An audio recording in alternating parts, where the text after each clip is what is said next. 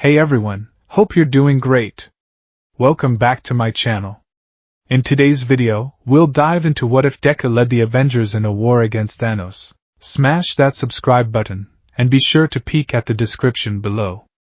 Let's begin. The air still tasted of ozone and pulverized concrete. Izuku Midoriya dragged the back of a grime-covered glove across his forehead, smearing sweat and dust into a muddy paste. Every muscle in his body screamed a protest, a symphony of agony conducted by the phantom pain of his recent battle with Muscular. His arms, though healed by Recovery Girl, felt like fragile glass, forever threatening to shatter again under the strain of his borrowed power. But there was no time for rest. Not now. The Battle of Kamino Ward was over, but the war for its people was not. All Might had won. He had stood victorious, a skeletal, broken scarecrow of a man, and pointed a trembling finger at the world, declaring, "Next, it's your turn." The words echoed in Izuku's soul, a constant, thrumming mantra that pushed him past the brink of exhaustion. He saw All Might's withered form every time he closed his eyes, the image seared onto the back of his eyelids. The symbol of peace was gone, his embers finally extinguished. The torch had been passed, not in a grand ceremony, but in a desperate, televised plea. And it was heavy.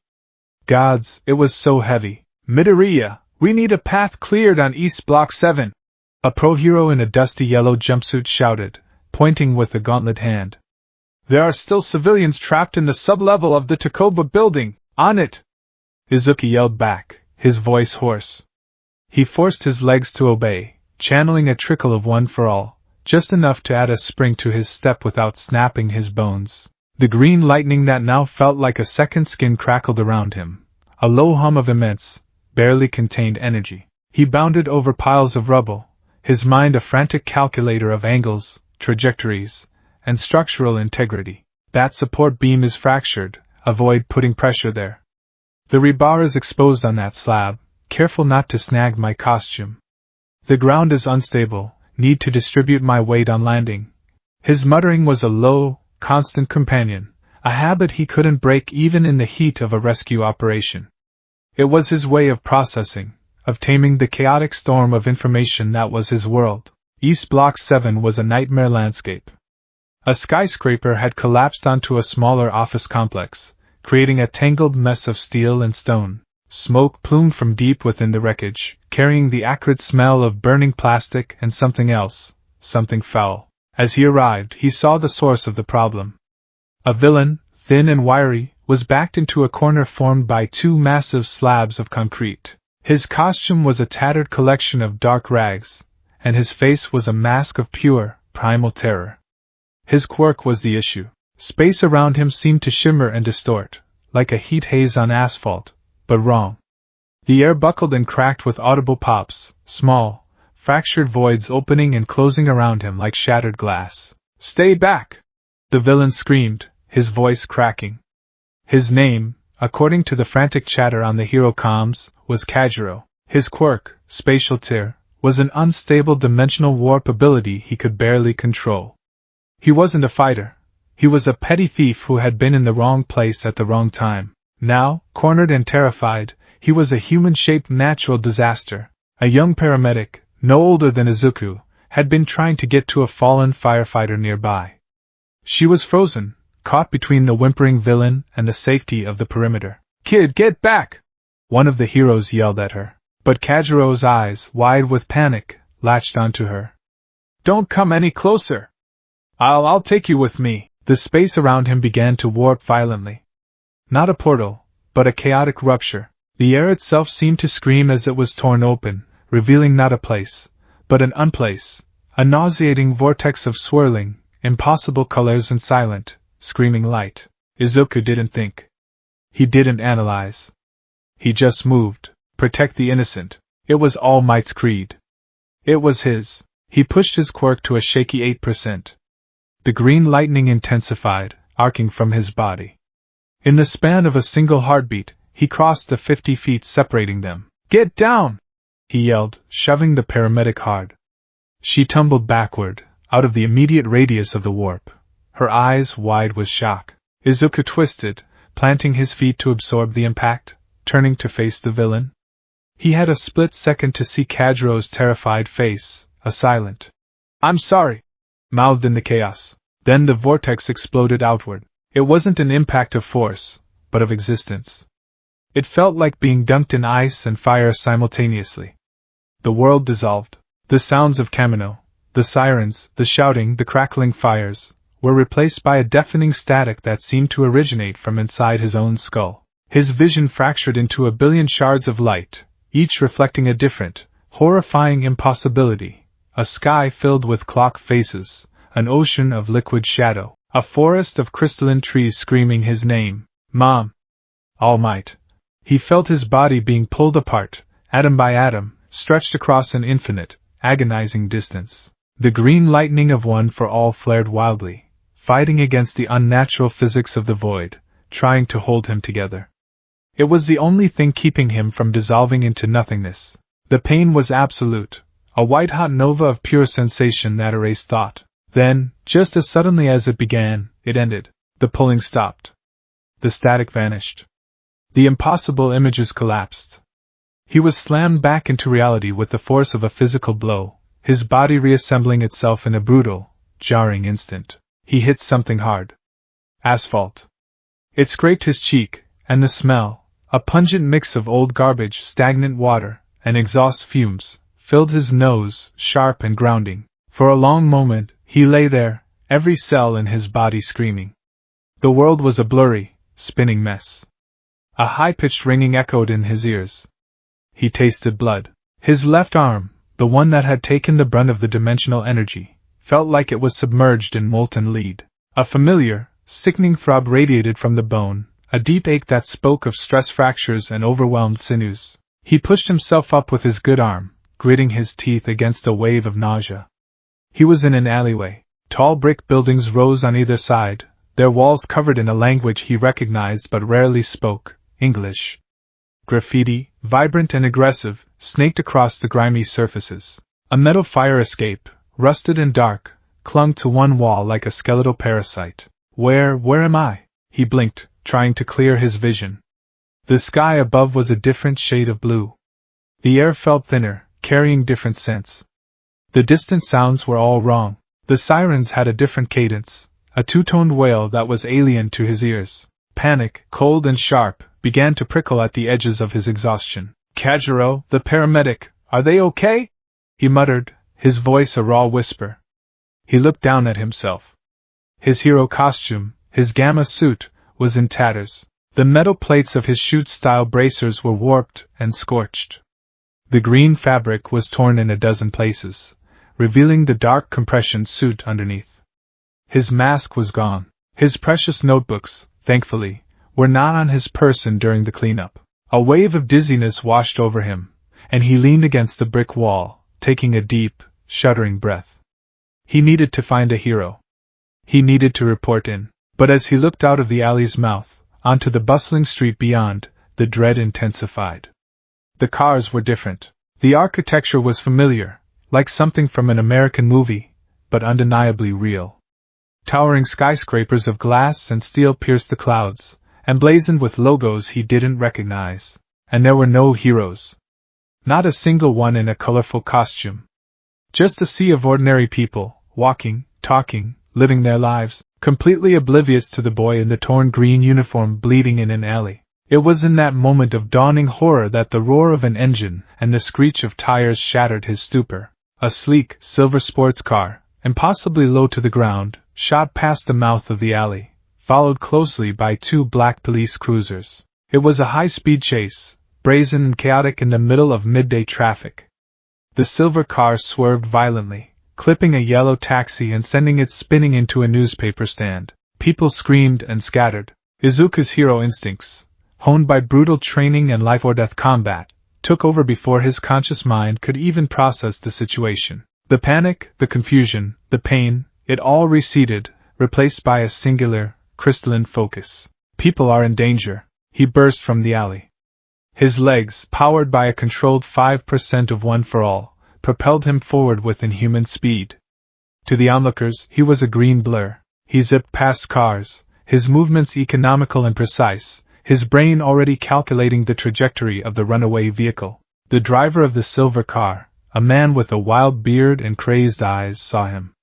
He laughed, wrenching the wheel and aiming the 2-ton metal projectile directly at Izuku.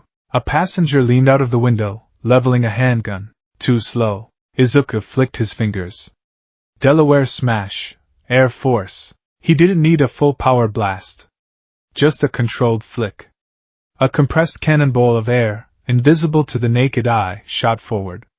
It wasn't aimed at the car itself, but at the front left tire. The concussive force blew the rubber clean off the rim. The car immediately lurched, the steering destroyed.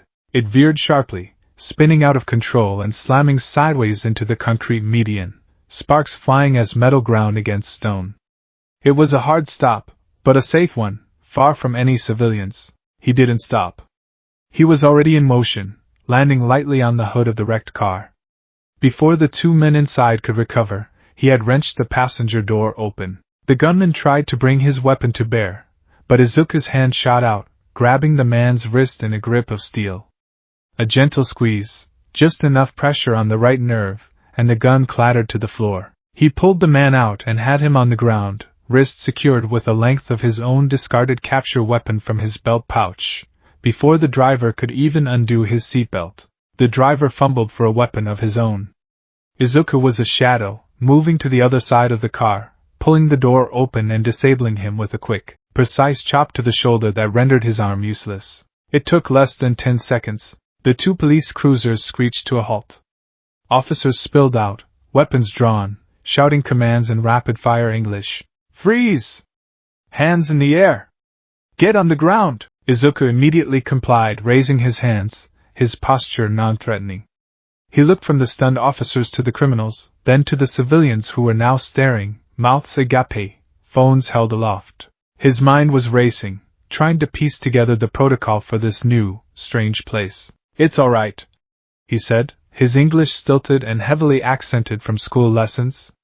They are secure.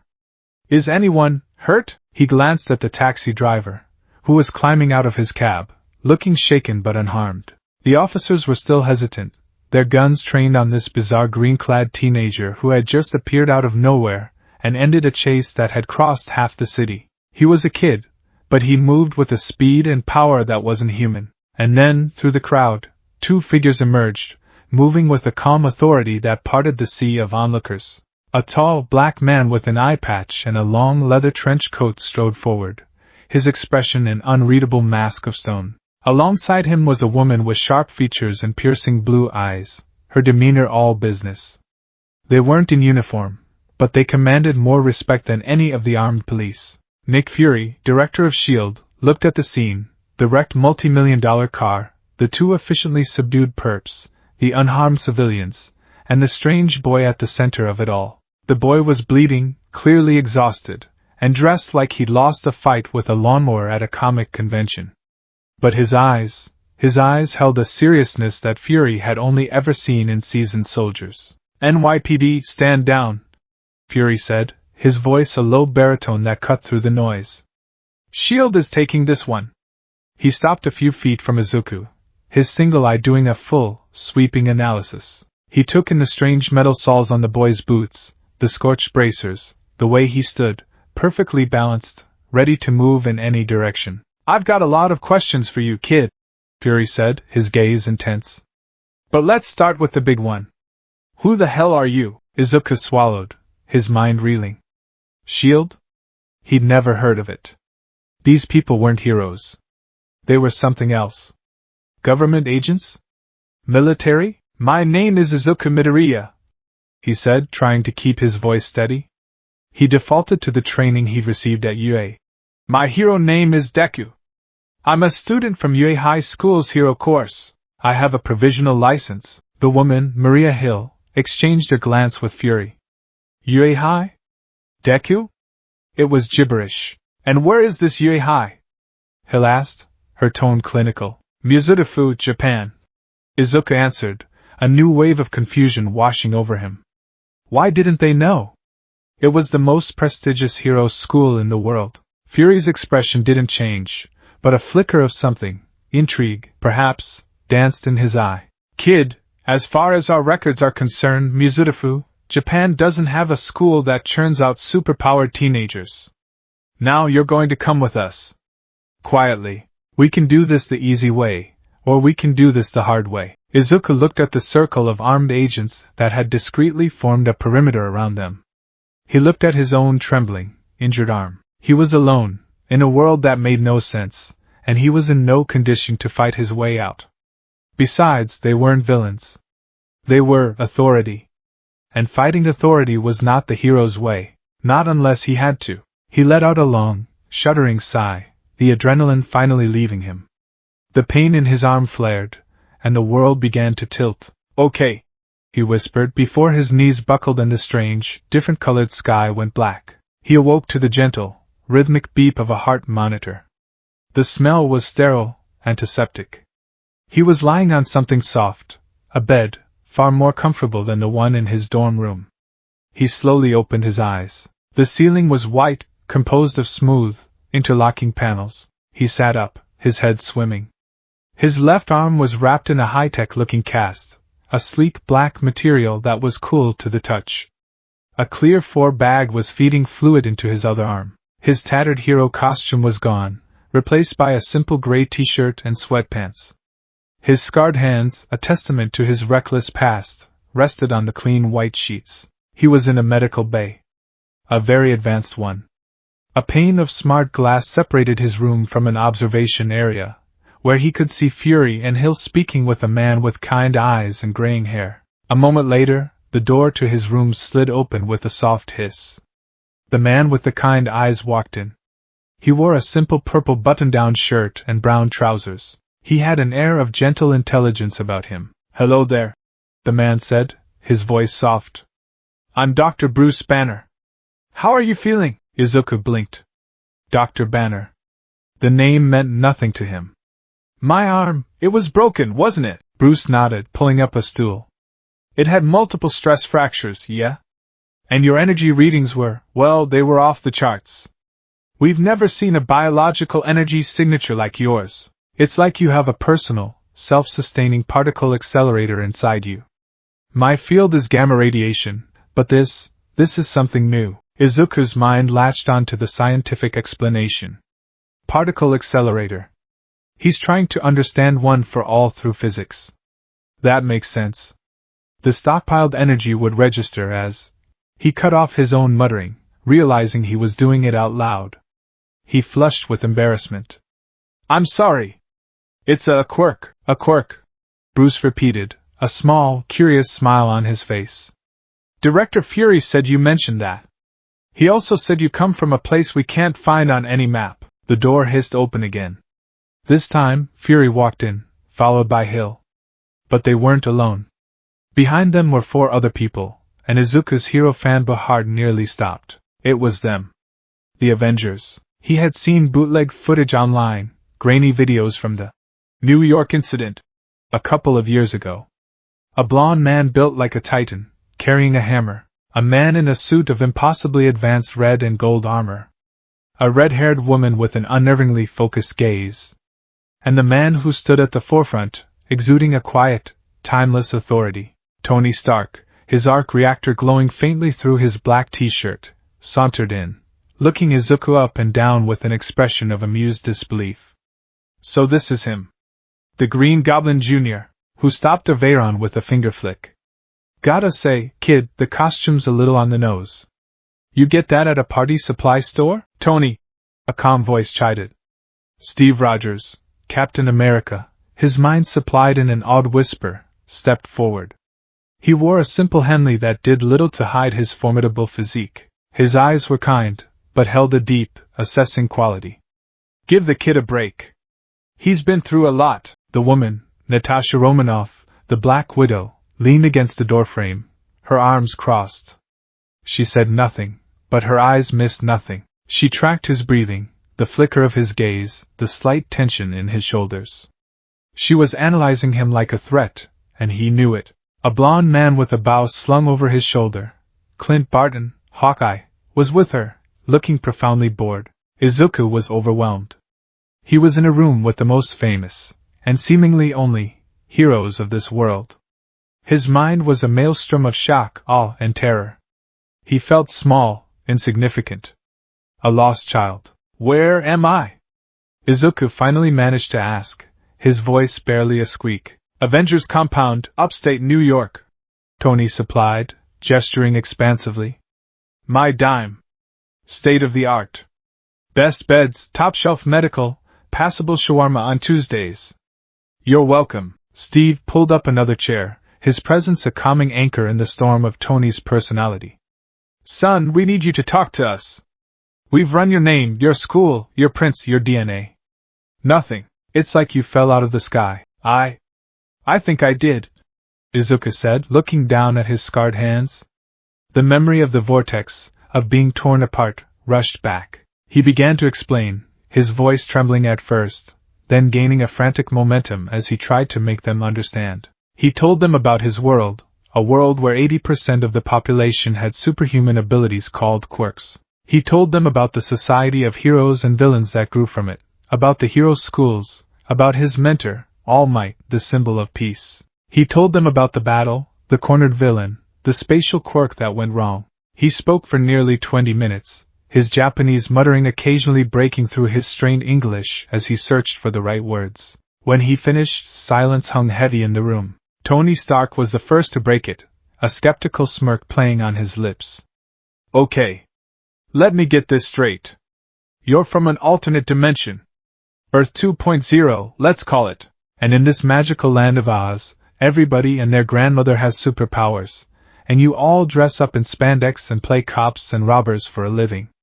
Did I get that right, Kermit? Tony! Steve warned again, his voice firm. No, let the man talk, Bruce said, leaning forward, his eyes alight with scientific fascination. This quirk phenomenon, a widespread, inheritable genetic mutation that grants extraordinary abilities. The biological and sociological implications are staggering. Your power, Izuku, you said it's called. One for all? Izuku nodded eagerly, grateful that at least one person seemed to be taking him seriously. Yes. It's a special type of quirk. It's a stockpiling power that can be passed down from one person to another. It grows stronger with each new user, Tony scoffed. So it's second-hand magic. Great. That's even better. The energy readings are consistent with his story, Tony, Bruce countered. The power in his body isn't just his. It has echoes, remnants of other signatures within it. It's layered. Natasha finally spoke, her voice quiet but carrying immense weight. When you stopped that car, you didn't just disable it. You calculated the force needed to stop it without killing the occupants, or causing a secondary collision. You disabled the men inside without lethal force, and the first thing you did was check for civilian injuries. That's not a random act of power. That's training. Izuku looked at her, surprised. She had seen all of that? Steve Rogers leaned in, his expression earnest. He looked directly into Izuku's eyes, and for the first time since arriving in this strange world, Izuku felt a sense of being truly seen. Steve wasn't looking at a freak, or a weapon, or a scientific curiosity. He was looking at a person. Your world, your training, it's all about saving people? Steve asked. Tears pricked at the corners of Izuku's eyes. He thought of All Might's smile, of his mother's worried face, of his friends at UA.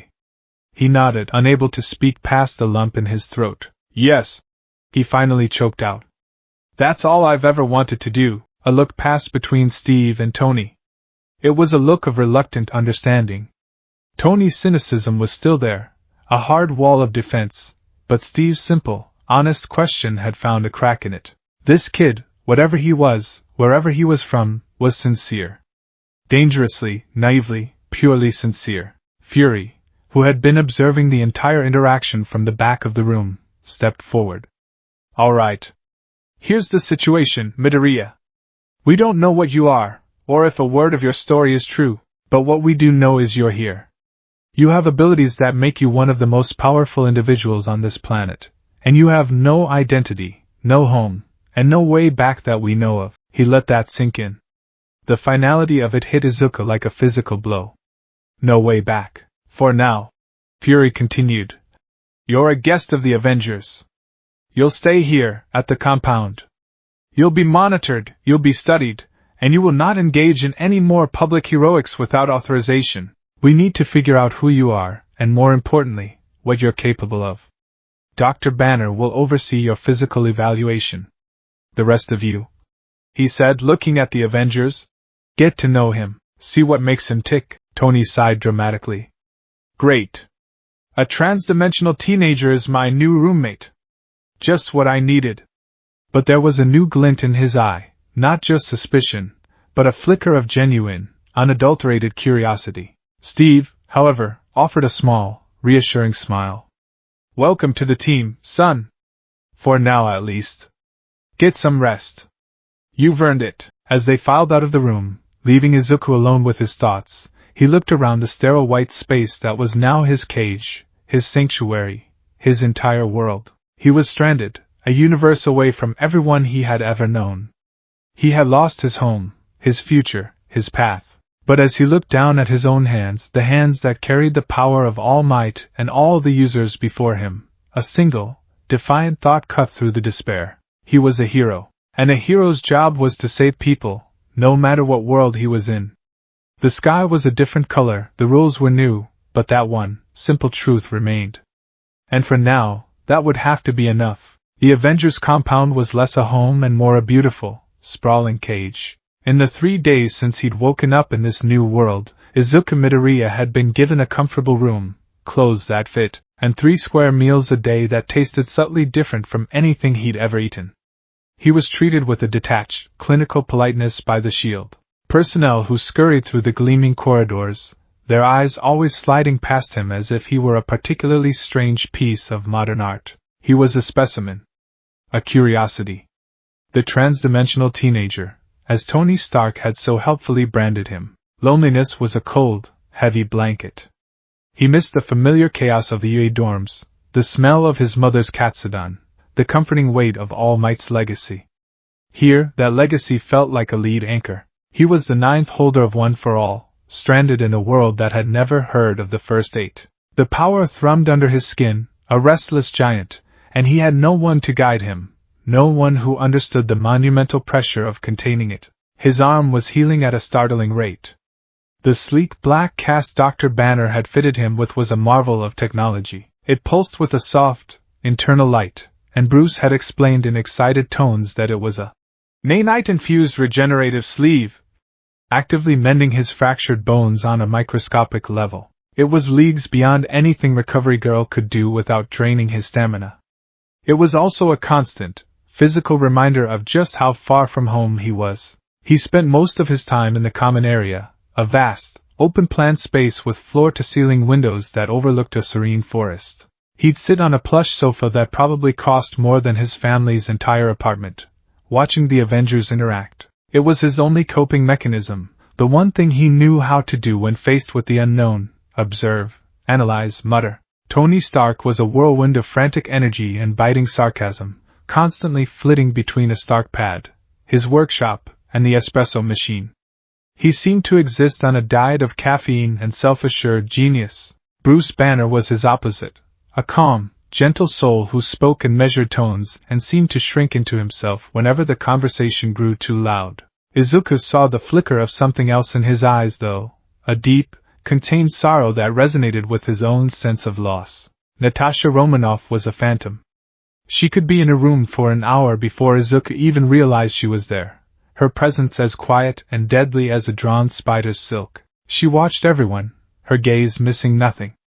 Clint Barton was usually with her, their bond one of easy, unspoken understanding. He often seemed laid back, almost lazy, but his eyes were always moving, tracking exits, assessing angles. They were partners in a way Izuku recognized from pro-hero teams back home. And then there was Steve Rogers, Captain America. Steve was the one who made the gaping wound of Izuku's homesickness ache the most. He radiated a fundamental decency, a quiet strength that was so reminiscent of All Might's true form. He would greet Izuku with a simple, "Morning, kid," and it was the only thing that made him feel like a person instead of an anomaly. On the morning of the 4th day, Izuku was sitting in the corner of the state-of-the-art gym, watching Steve go through his workout. The man was a machine. He was bench-pressing a weight that Izuku was fairly certain was a small car, his movements fluid and controlled. Izuku was scribbling in a fresh notebook one of the agents had given him, a plain, spiral-bound one. It felt wrong, not having his familiar burned-edge journal, but the need to document, to process, was too strong. Captain Roger's strength isn't just raw power, it's efficient. He uses leverage and momentum. His fighting style is a blend of boxing, judo, and something older, more structured. A military-developed CQC? His stamina is extraordinary. Is it a result of the super soldier serum Dr. Banner mentioned? How does it affect his metabolism? His cellular regeneration? Is it similar to a quirk or is it purely biological enhancement? The serum must grant more than just physical prowess. His tactical acumen is too sharp. Perhaps enhanced cognitive function? Figuring out all my secrets, Izuku yelped, slamming the notebook shut.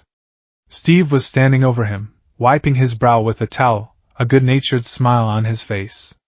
He hadn't heard him approach. And no. I mean, yes. I mean, I'm so sorry, I wasn't trying to be rude, it's just a habit. I analyze things, heroes mostly, and you're Captain America, so the data is just, it's incredible. I mean, the way you pivoted on that last rep to engage your core muscles was a perfect example of applied biomechanics and... He clamped his mouth shut, his face burning a shade of red that clashed horribly with his green hair. Steve chuckled, a warm, easy sound. It's all right, son. I've been called worse things than a perfect example of applied biomechanics. He sat on the bench opposite Izuku. You've been cooped up for days. Your arm is almost healed, according to Bruce. How about we burn off some of that nervous energy? Izuku blinked. What do you mean? A sparring session, Steve said, his eyes twinkling. Nothing serious. No powers, not at first. Just hand-to-hand. I want to see this training you mentioned. See what they teach heroes where you come from. The offer was terrifying and exhilarating in equal measure. Spar with Captain America? The living legend? It was a fanboy's dream and an imposter's nightmare. I don't think I'm in your league, sir. Izuku stammered. There's only one way to find out, Steve said, standing up. Training room. 5 minutes. Word traveled fast in the compound. When Izuku, dressed in a gray SHIELD-issue training uniform, entered the massive, padded training room, he found they had an audience. Tony was leaning against the far wall, a stark pad in hand, a smirk firmly in place. Natasha was there too, perched on a piece of equipment in the corner, her expression neutral but her attention total. Bruce watched from the safety of the observation deck, looking intrigued. All right, Junior, Tony called out. Try not to break any more bones. Our nanite budget isn't infinite. Izuku's face flushed. He tried to ignore him, focusing on Steve, who stood in the center of the room, rolling his shoulders. Rules are simple, Steve said, his voice all business now. First one to land a decisive blow or force a submission wins. We're not trying to hurt each other, we're trying to test each other. No powers for now. He reiterated, his eyes flicking to Izuku's. Just skill. Izuku nodded, his heart hammering against his ribs. He fell into the basic fighting stance Gran Torino had drilled into him, low to the ground, balanced, ready to move. It was the foundation of his shoot style. Steve's stance was different. Upright, balanced, a classic boxer's stance. He beckoned with his hand. Your move, kid! Izuku took a deep breath and lunged. He didn't lead with a punch or a kick, but with a feint, trying to draw Steve out, to see how he reacted. He swept his leg low, forcing Steve to step back. The moment Steve's weight shifted, Izuku exploded upward, aiming a quick jab at his shoulder. It was like punching a brick wall wrapped in leather. Steve barely moved, his arm coming up to block the blow with casual ease. He used the momentum of the block to flow into a counterattack, a sweeping arm meant to hook Izuku's neck. Izuku ducked under it, the movement instinctive. He saw the opening. Steve's torso was exposed for a split second. He could land a solid kick. But he hesitated. This was Captain America. The idea of actually hitting him felt like blasphemy. That hesitation cost him.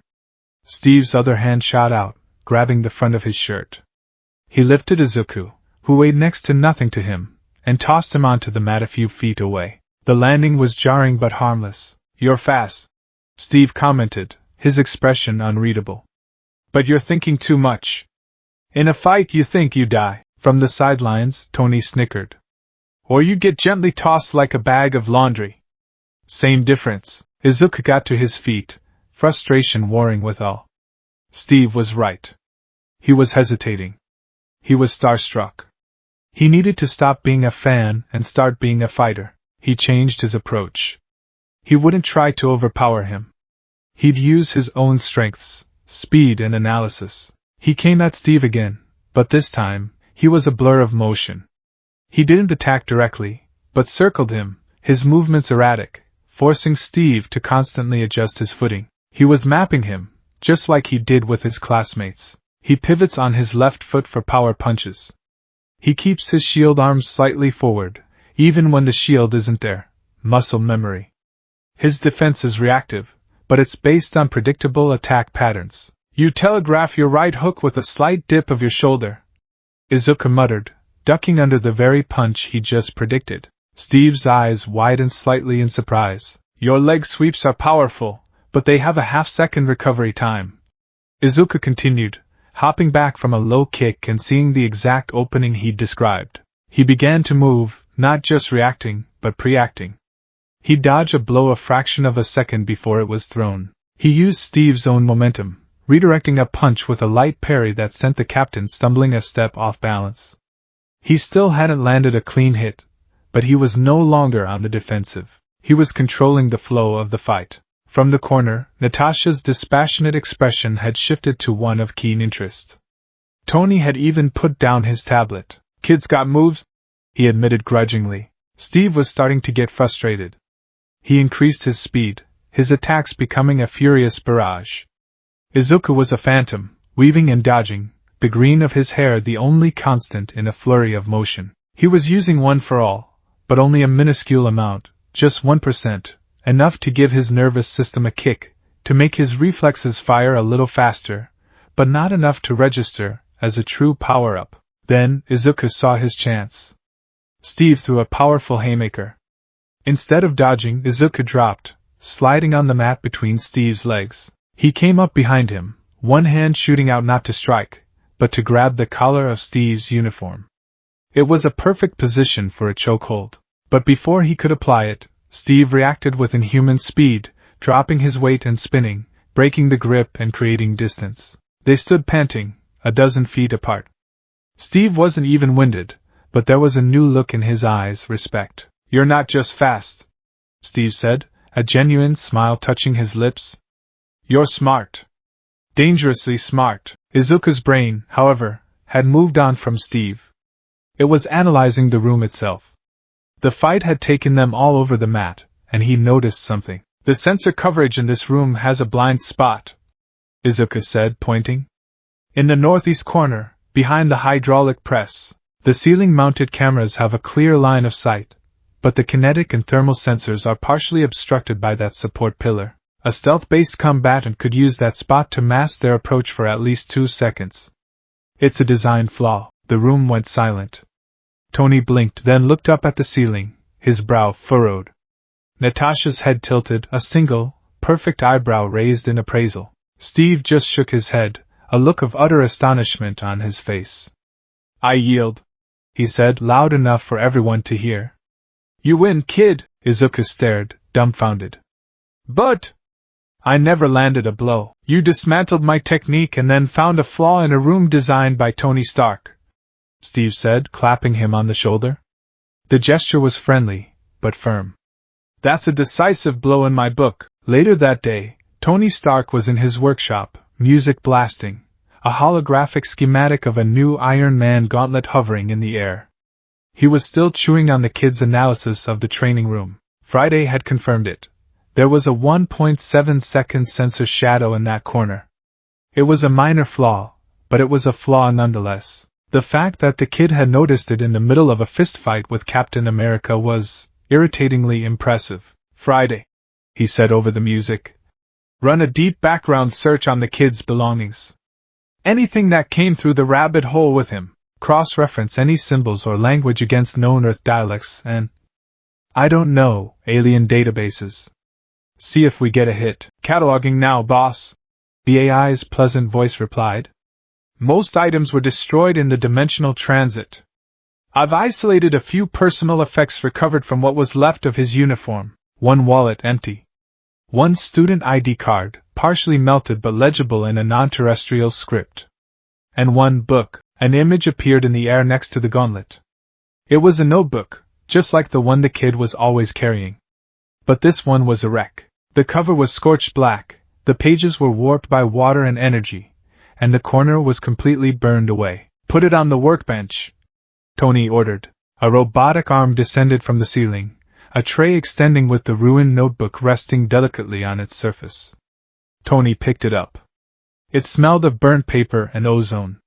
He carefully pried it open. The pages were filled with dense, cramped handwriting, Japanese, he recognized, interspersed with incredibly detailed drawings and diagrams. Friday, what am I looking at? It appears to be a journal of some kind, boss. The title, as best I can reconstruct from the burnt cover, reads, Hero Analysis for the Future, Volume 13. Tony snorted. Fanfiction. Great. Translate a page. Any page. The script on the page began to glow, and English text superimposed itself over the Japanese characters. Tony leaned in to read. Subject, Katsuki Bakugo. Quirk, explosion. Quirk allows user to secrete nitroglycerin-like sweat from his palms and ignite it at will. Strengths, overwhelming offensive power. High mobility via controlled explosive propulsion. Excellent short to mid-range combatant. Weaknesses. Overuse can cause significant strain on the forearms and shoulders. Recoil is a major issue. His reliance on his gauntlets, grenadier bracers, to store sweat for larger blasts indicates a physical limit to what his body can handle. Highly susceptible to attacks that limit his ability to sweat, e.g., extreme cold or dehydration. His fighting style, while aggressive, is often straightforward. He relies on overpowering opponents rather than tactical nuance. Gear improvement suggestions. Current bracers are excellent for single, large-scale attacks but lack versatility. Suggest integrating smaller, focused charge release valves along the forearm for more precise, non-lethal concussive blasts. Useful for disarming or creating distance without causing massive collateral damage. A reinforced weave in his costume's upper torso could help mitigate recoil strain. Team-up potential. Best paired with a long-range or tactical support hero. A partnership with Shoto, half-cold half-hot Quirk, is highly effective, as Shoto can control the environment to either amplify Kaken's blasts, with heat, or mitigate collateral damage, with ice. Avoid pairing with close-range brawlers who could get caught in the blast radius. Tony stared, his mouth slightly agape. He flipped the page. Subject, Achiko Uraraka. Quirk, zero gravity. Quirk allows user to nullify the effects of gravity on any object she touches with the pads on her fingertips. Strengths, unparalleled for rescue operations and non-lethal takedowns. Can effectively disable opponents by making them, or their weapons, weightless. Strategic use on debris can clear entire areas or create floating projectiles. Weaknesses, has a weight limit, though it's been increasing with training. Overuse causes severe nausea. Requires direct physical contact, making her vulnerable to ranged attackers. Releasing the gravity effect on multiple heavy objects at once can be dangerous and unpredictable. Application analysis. The Comet home run technique, using a pillar and floating debris, is clever but situational. A more practical combat application would be to tag an opponent's boots, making it impossible for them to find purchase on the ground. For stealth missions, she could touch sections of a floor, allowing teammates to move silently. The potential for this quirk is consistently underestimated. Tony slowly sank into his chair, the music in the workshop seeming to fade into the background. He flipped through the charred pages, his eyes scanning faster and faster. Page after page of the same thing. Tenya Ida, Eijiro Kurishima, Tsuyu Adri. Dozens of names he didn't know, each with a quirk more bizarre than the last. And for every single one, there was this same level of terrifyingly deep analysis. Weaknesses, strengths, psychological profiles, gear suggestions, team-up strategies, potential attack patterns. There were diagrams of support equipment, charts tracking power growth, handwritten notes on how to counter each and every one of them. This wasn't a fan's journal. This was a professional threat assessment. It was SHIELD level. No, it was better than SHIELD level, because it wasn't just about data. It was intuitive. It understood the people behind the powers. The sarcastic smirk had long since vanished from Tony's face. He looked at the notebook, then at the security feed of Izuku Midoriya sitting quietly in the compound's library, reading a book on American history. He wasn't looking at a naive kid anymore. He was looking at a strategic genius hiding in plain sight. An idea began to form in his mind. A challenge. A test. He stood up, a new, determined glint in his eye. Friday, he said, his voice sharp. Get the kid. Bring him to the briefing room. And grant him level 7 access to the shield. Historical mission archives. Everything. Battle of New York. The Triskelion. Sokovia. Give him all of it, boss? Friday's voice held a note of electronic confusion. That's above Director Fury's authorized clearance for him. Do it, Tony commanded. I want to see what he does with it. The briefing room was dark, save for the glow of a massive holographic display. For 2 straight days, Izuku hadn't slept. He'd barely eaten. He was surrounded by a sea of notebooks, pens, and empty coffee mugs provided by a concerned-looking SHIELD agent. Tony Stark had given him a treasure trove of impossible data, and his mind was on fire. He watched the footage of the Chitauri invasion over and over again.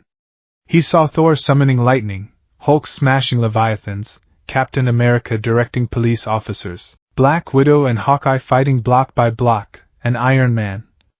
Iron Man was everywhere. He watched the Hydra helicarriers fall from the sky. He saw the city of Sokovia lifted into the air, and the Avengers' desperate, bloody battle to save it. He filled notebooks. The scrawl was messier than usual, more frantic. He wasn't just analyzing powers, he was analyzing a team. A fractured, brilliant, dysfunctional family of gods and monsters. On the 3rd day, he was ready. He sent a message via the room's terminal. I'm finished. An hour later they were all there. Tony, Steve, Natasha, Bruce, and Clint. They sat around the large holographic table, their expressions ranging from Tony's impatient curiosity to Steve's gentle concern. Izuku stood at the head of the table, where Fury or Steve usually stood. He felt impossibly small. His hands were trembling, but his eyes were clear and focused. Thank you for trusting me with this, he began, his voice shaky. I've reviewed all the provided mission data. Your capabilities as a team are astronomical. But there are inefficiencies, gaps in strategy that, if addressed, could increase your success rate and drastically reduce collateral damage. Tony leaned back, crossing his arms. All right, Dr. Phil. Enlighten us. Izuku took a deep breath and activated the holotable. He pulled up footage from the Battle of New York. Let's start small. Agent Romanoff, Agent Barton. He highlighted a clip of the two of them fighting back-to-back against Chitauri soldiers. Your synergy is flawless, but here. He paused the image. Agent Barton, you fired an explosive arrow at that Chitauri skiff.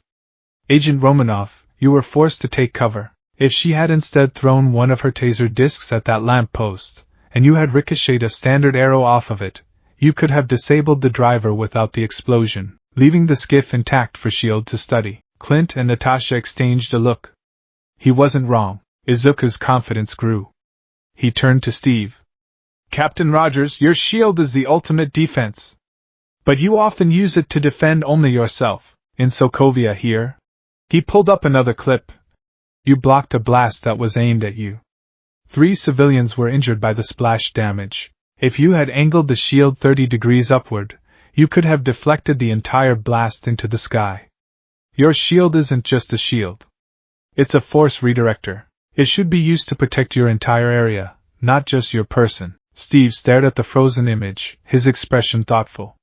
He nodded slowly. Now for the hard part. Izuku turned the display to focus on Iron Man. Mr. Stark, lay it on me, Green Bean. Your suits are incredible. A perfect fusion of offense, defense, and mobility. But your power management is reactive. He brought up a diagnostic from Tony's HUD during the Chitauri fight. Here, you were fighting the Leviathan. You diverted all power to Unibeam and repulsors. But you kept non-essential life support, your bootleg heating, and your full sensor suite running at 100%. If you had created a combat mode macro to shunt power from those systems, you could have boosted your offensive output by a conservative 12%. You almost didn't make it back through the portal because you were running on fumes. That 12% could have been the difference. Tony's smirk faltered. He sat up straighter, his eyes locked on the data. The kid had hacked his own suit diagnostics from the battle footage. Izuku then pulled up footage of the Hulk. His voice softened. And Dr. Banner, the Hulk is the strongest one of you. But he's treated like a cannon. You point him at the enemy. That's not a strategy, it's a gamble. During the fight in Harlem, and again in Sokovia, his rage was undirected. It caused as much damage as it prevented. He looked at Bruce, his expression full of a surprising empathy. He's not a monster. He's a power without a purpose. He needs to be directed. Not with force, but with goals. Not smash, but protect, create perimeters. Give him a specific, defensive objective. He responds to protecting his teammates. Use that. Make him a shield for the innocent, not just a sword against the guilty. Bruce was staring at him, his mouth slightly open, a look of profound shock on his face. No one had ever spoken of the Hulk with that kind of understanding, but Izuku had saved the biggest for last. He cleared the table, then brought up two pieces of footage side by side, Thor, on the roof of Stark Tower, trying to summon a massive lightning strike, and Hulk, leaping from building to building, smashing Chitauri. This, Izuku said, his voice ringing with conviction, is the single biggest missed opportunity of the entire battle. He pointed to the screen. Thor, your control over Mjolnir allows you to guide its path with pinpoint accuracy. Hulk possesses arguably the highest raw physical power and durability on the planet. For 3 minutes and 14 seconds, while you were waiting for the sky to charge, the Chitauri mothership's bridge was exposed. He dragged the hologram of the Hulk over to the hologram of Thor. You should have performed a combination move. A fastball special, he said, using the term he'd read in one of the old comic books in the library. Thor, you grab Hulk. You swing him, using Mjolnir's momentum to generate incredible torque. You launch him. You don't just throw him, you guide him with the hammer, like a javelin. You could have propelled him through the mothership's command bridge like an organic meteor. He would have survived the impact, and you would have decapitated their entire command structure in one move. He looked around the silent room. The battle could have been over 30 minutes earlier. The portal would have closed. The nuclear missile would never have been launched. Mr. Stark would never have had to. He trailed off, realizing the implications of what he was saying. Silence. It was absolute. Clint was staring at the table as if seeing ghosts. Steve's face was a mask of grim realization. Bruce looked thunderstruck. Tony Stark slowly stood up. He walked around the table until he was standing directly in front of Izuku. The sarcastic armor was gone. The flippant genius persona was stripped away. He was looking at Izuku with an expression of raw, unadulterated shock and something else. Something Izuku had only ever seen from All Might. Respect. Kid, Tony said, his voice quiet, almost a whisper. Where the hell have you been all my life? The snow fell in thick, silent flakes, blanketing the ancient Sokovian forest in a shroud of white. It was beautiful, serene, and utterly at odds with the violence they were about to inflict upon it. Izuku Midoriya, zipped into a dark, thermally insulated shield tactical suit over his own compression wear, shivered. It wasn't just from the cold. He was perched in the back of the Avengers Quinjet, watching the formidable Hydra fortress grow larger on the forward screen. It was a gothic nightmare of stone and steel, a cancer nestled in the heart of the mountains. This is it, team. Steve Rogers' voice crackled over the comms, calm and steady. We're hitting them hard and fast. Our intel says Strucker's main lab is in the central keep. That's our target. We need to secure Loki's scepter, and try not to blow the whole castle down. Tony Stark's voice added, a layer of digital static over his usual swagger. I hear the real estate value in war-torn evil lairs is about to plummet. Izuku took a deep breath, the cold air stinging his lungs. This was his first real mission with the Avengers. The sparring session and his strategic debriefing had earned him a measure of respect, but this was different. This was real. People could die. His own provisional license felt like a child's toy in the face of this. Okay, focus. My role is support and analysis. Identify threats, protect teammates, disable hostiles non-lethally. Non-lethally is key. They have guns, energy weapons. I have my fists and feet. This is fine. His muttering was a low hum, a self-soothing mantra. The green lightning of One for All began to flicker around him, a soft, emerald aura in the dim light of the jet. He was holding it at a steady 5%, just enough to keep his muscles primed, his senses sharp. The rear ramp of the Quinjet hissed open, revealing a dizzying view of the snow-covered trees rushing by below. All right, Deku, Steve said, turning to him. He'd taken to using Izuku's hero name, a gesture of acceptance that meant more to the boy than he could ever express. You're with me and Thor. We're taking the main gate. Stick close. Let us draw their fire. Yes, sir, Captain, Izuku replied, his voice a little too loud. Thor Odinson, who had been quietly observing the strange, lightning-wreathed boy, gave him a hearty clap on the shoulder that nearly sent him tumbling out of the jet. Have courage, son of Midoriya! Today we shall give these Hydra curs a tale to tell their dishonored ancestors in the halls of hell. Izuku just nodded, wide-eyed. He still wasn't used to the Asgardians' booming theatricality. Then they were dropping. Steve leaped from the ramp, his shield leading the way. Thor followed, a red-caped meteor. Izuku took a moment to center himself, then jumped. The wind roared in his ears. He angled his body, using small, controlled bursts from his feet to guide his descent, landing in a perfect, silent crouch in the deep snow just behind Steve. The battle was instant and chaotic. Energy blasts, a searing blue, erupted from the fortress walls. Hydra soldiers in snow camouflage poured from hidden bunkers. Izuku became a green blur. He moved with a speed that seemed impossible, a phantom weaving between trees and gunfire. He didn't engage directly. He was a whisper on the edge of the fight, his mind processing 1,000 details at once. That bunker on the right is suppressing Hawkeye's position. The energy cannon on the east tower has the widest field of fire. There's a sniper nest in the third-floor window. He saw a Hydra soldier raise a rocket launcher, taking aim at Natasha as she engaged a group of soldiers on the lower ramparts. Black Widow, incoming RPG, you're 6! He yelled into his comms. Without waiting for a reply, he flicked his finger. Delaware Smash, Air Force. A focused pellet of air, nearly invisible, shot across the battlefield. It didn't hit the soldier or the rocket.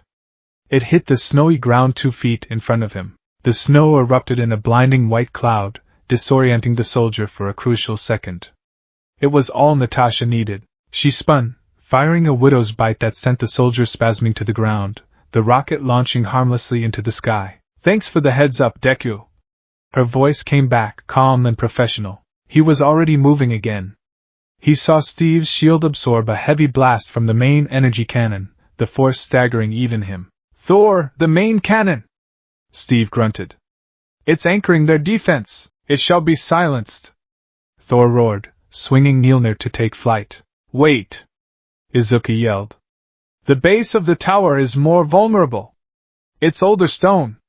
A direct hit on the cannon might just damage the weapon, but if you shatter the foundation... Thor paused mid-swing, looking down at the small green figure. He grinned. A fine notion. More thorough. He re-angled his trajectory, flying low and fast. Mjolnir, wreathed in lightning, didn't strike the cannon itself, but the ancient stone blocks beneath it. The tower groaned, then crumbled, the massive weapon toppling inwards with a scream of tortured metal. The tide of the battle shifted instantly. Izuku didn't stop. He zipped past the front lines, his feet barely touching the ground. He disabled soldiers with swift kicks to their weapons, precise chops to their shoulders, and quick, sweeping leg movements that took them off their feet. He moved like a dancer, a whirlwind of controlled, non-lethal force. He was UA's rescue training made manifest, neutralized the threat, minimized the harm. In a matter of minutes, they had breached the fortress. The fight moved into the cold, stone corridors. As the others secured the perimeter, Tony's voice crackled on the comms. Found him. Strucker's trying to make a run for it. And I got something else. The scepter is here. In the main lab. Bruce, you're with me. Izuku, Steve, and Thor made their way towards the lab. The fighting had died down, replaced by the eerie silence of the defeated fortress. When they arrived, they found Tony and Bruce standing before a huge, subterranean chamber. In the center of it, resting on a sophisticated cradle, was Loki's scepter. The blue gem within pulsed with a soft, malevolent light. Izuku felt a chill that had nothing to do with the cold. The energy pouring off the gem was immense, alien.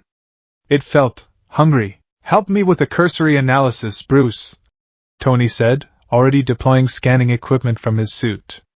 Let's see what secrets Mommy was hiding. As they worked, Izuku couldn't take his eyes off the scepter. He started muttering, his voice a low, unconscious stream of analysis. The energy signature is unlike anything Dr. Banner showed me. It's not just a power source, it feels cognitive. There's a structure to it, a complexity that mimics a neural network.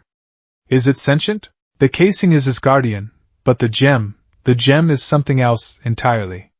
It's a key, or a brain, or… What was that, kid? Tony asked, looking up from his scanner.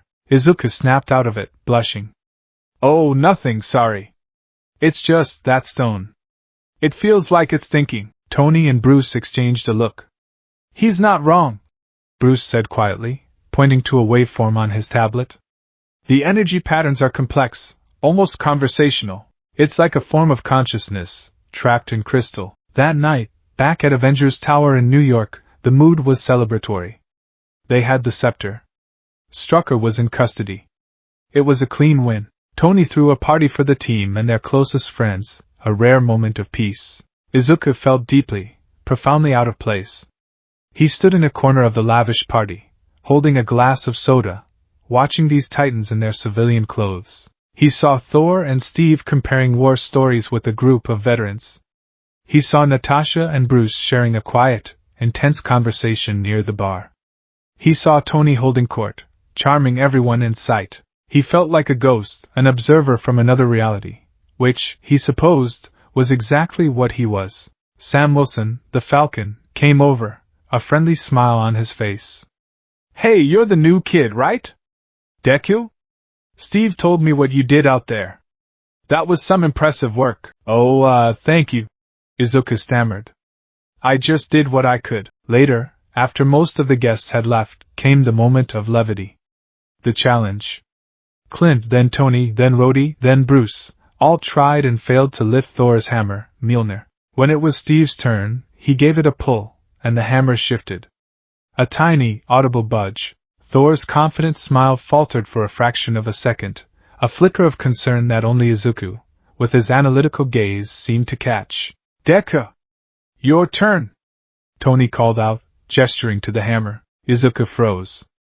Oh no, I couldn't possibly. Come on, kid, don't be a party pooper, Clint urged. Hesitantly, Izuku walked over. He looked at the hammer, an artifact of legend. He thought of worthiness. He thought of all might, of the crushing weight of the legacy he carried. Was he worthy? He felt like the least worthy person in the universe. He wrapped his scarred hand around the leather-bound handle. He took a breath and pulled. Nothing happened. The hammer didn't move a millimeter. It felt like it was bolted to the core of the earth. A wave of relief and a pang of disappointment washed over him in equal measure. He let go, a sheepish smile on his face. See? He said. But Thor was looking at him with a strange, contemplative expression. It was in the aftermath of this simple joy that the future took a dark turn. Tony and Bruce were examining the scepter's gem in the lab, and Izuku, ever the curious student, had tagged along. Tony brought up a holographic model of the gem's internal structure. It's a fully formed AI, he said, his voice full of awe. It's the key.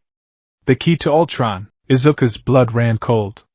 He remembered the briefing, Tony's idea of a suit of armor around the world. Mr. Stark, Izuku said, his voice quiet but firm.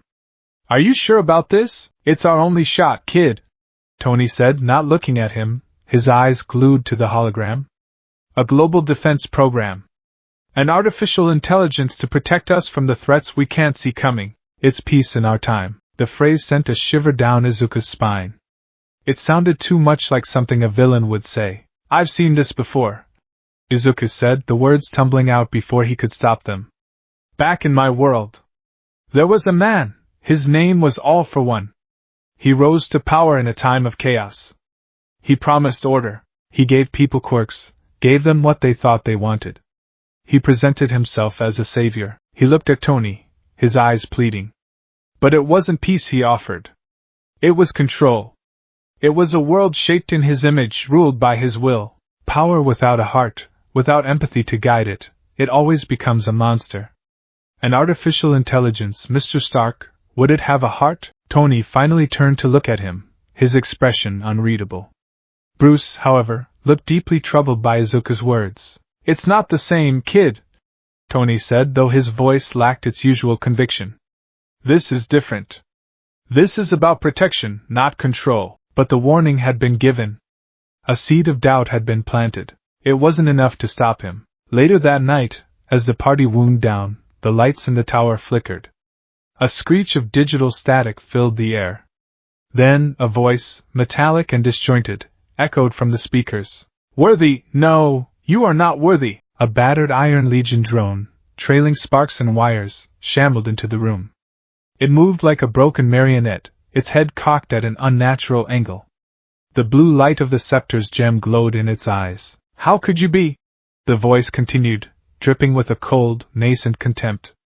You're all killers. The Avengers stood, grabbing their weapons. Izuku instinctively moved, positioning himself between the drone and Maria Hill, his body tense. Stark, Steve said, his voice a low growl. Jarvis?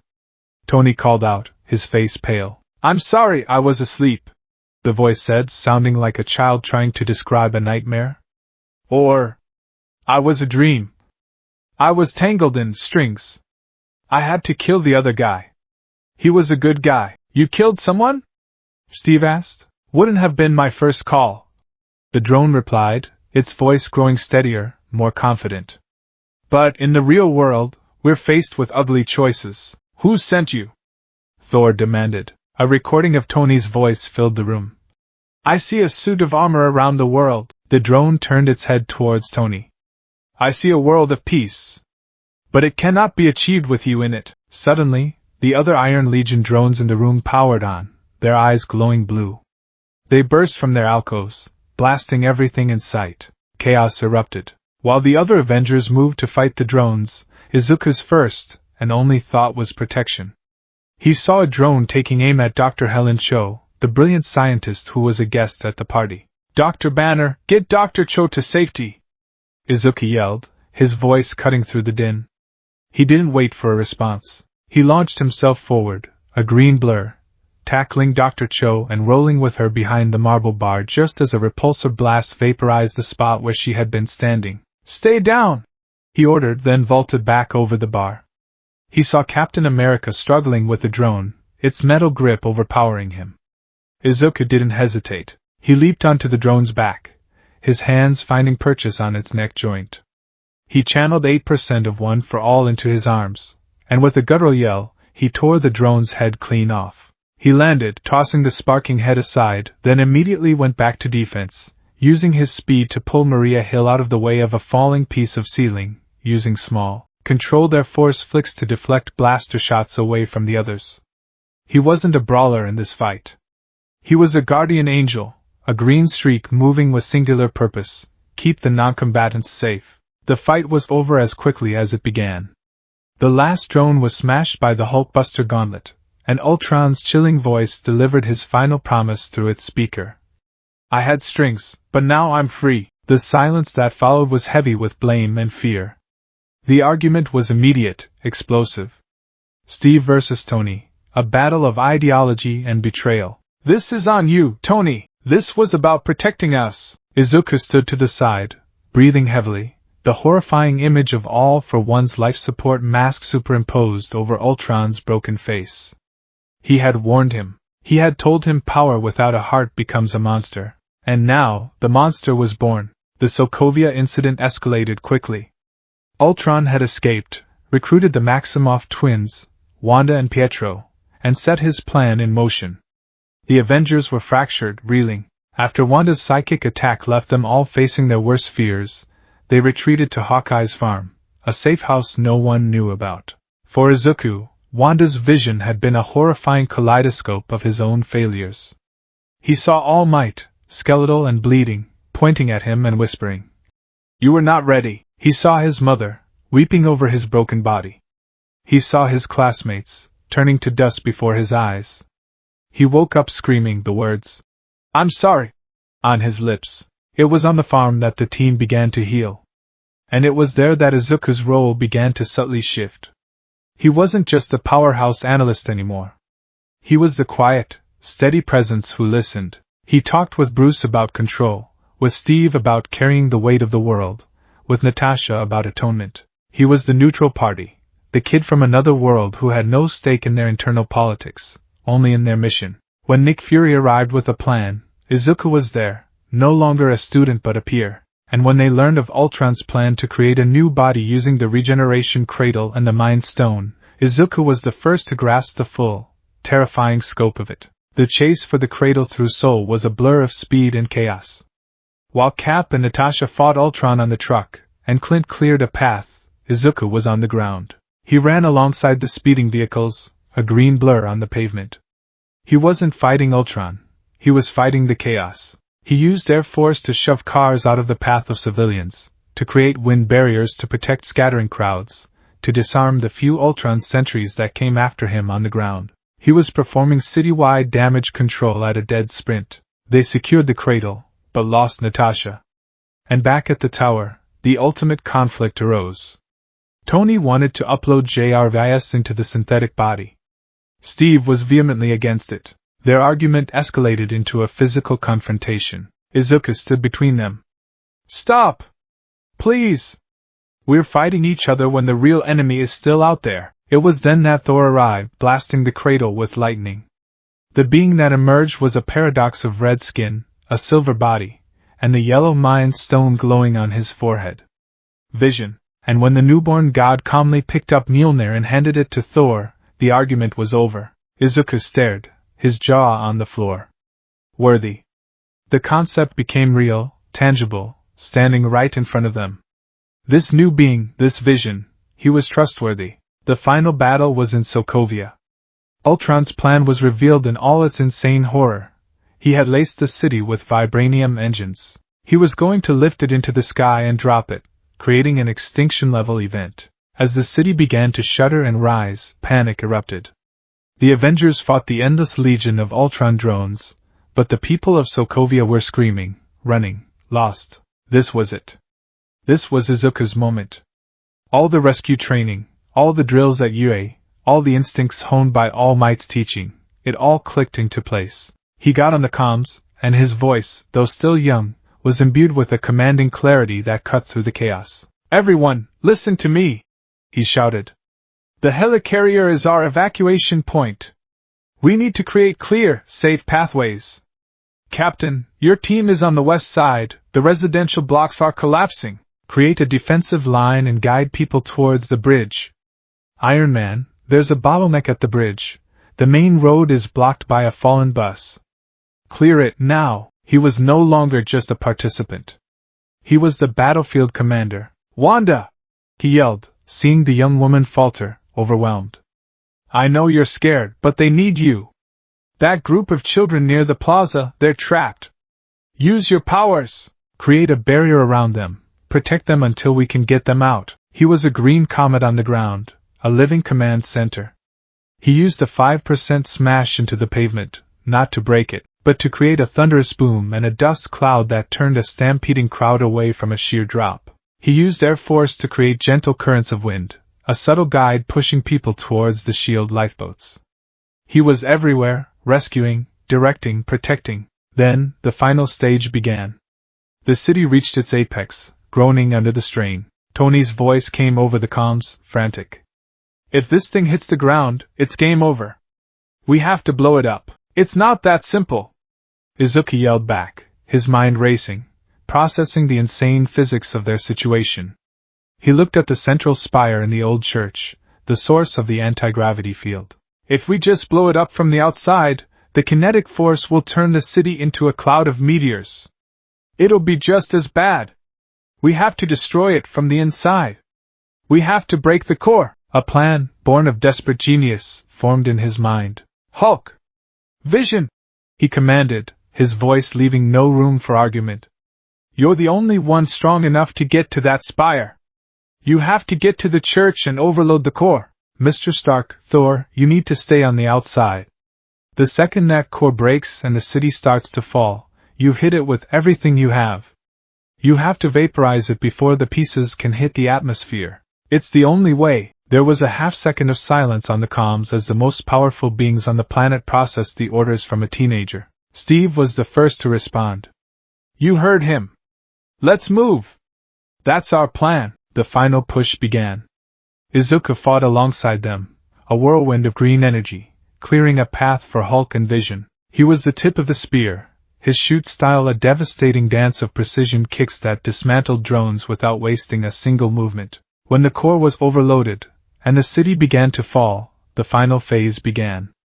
Everyone was evacuating to the helicarrier. Is that everyone? Steve yelled. Izuku did a final, high-speed sweep of the central plaza. He saw one last child, cowering behind a statue, too terrified to move. A dozen drones were closing in. Go! Izuku yelled into the comms. I've got this. I'll meet you there. He became a blur, snatching the child and racing towards the last lifeboat. He tossed the child safely inside, then turned to face the oncoming drones. He was on the last piece of Sokovian soil, the city crumbling around him. He was ready to stay, to fight until the end, to make sure the plan worked.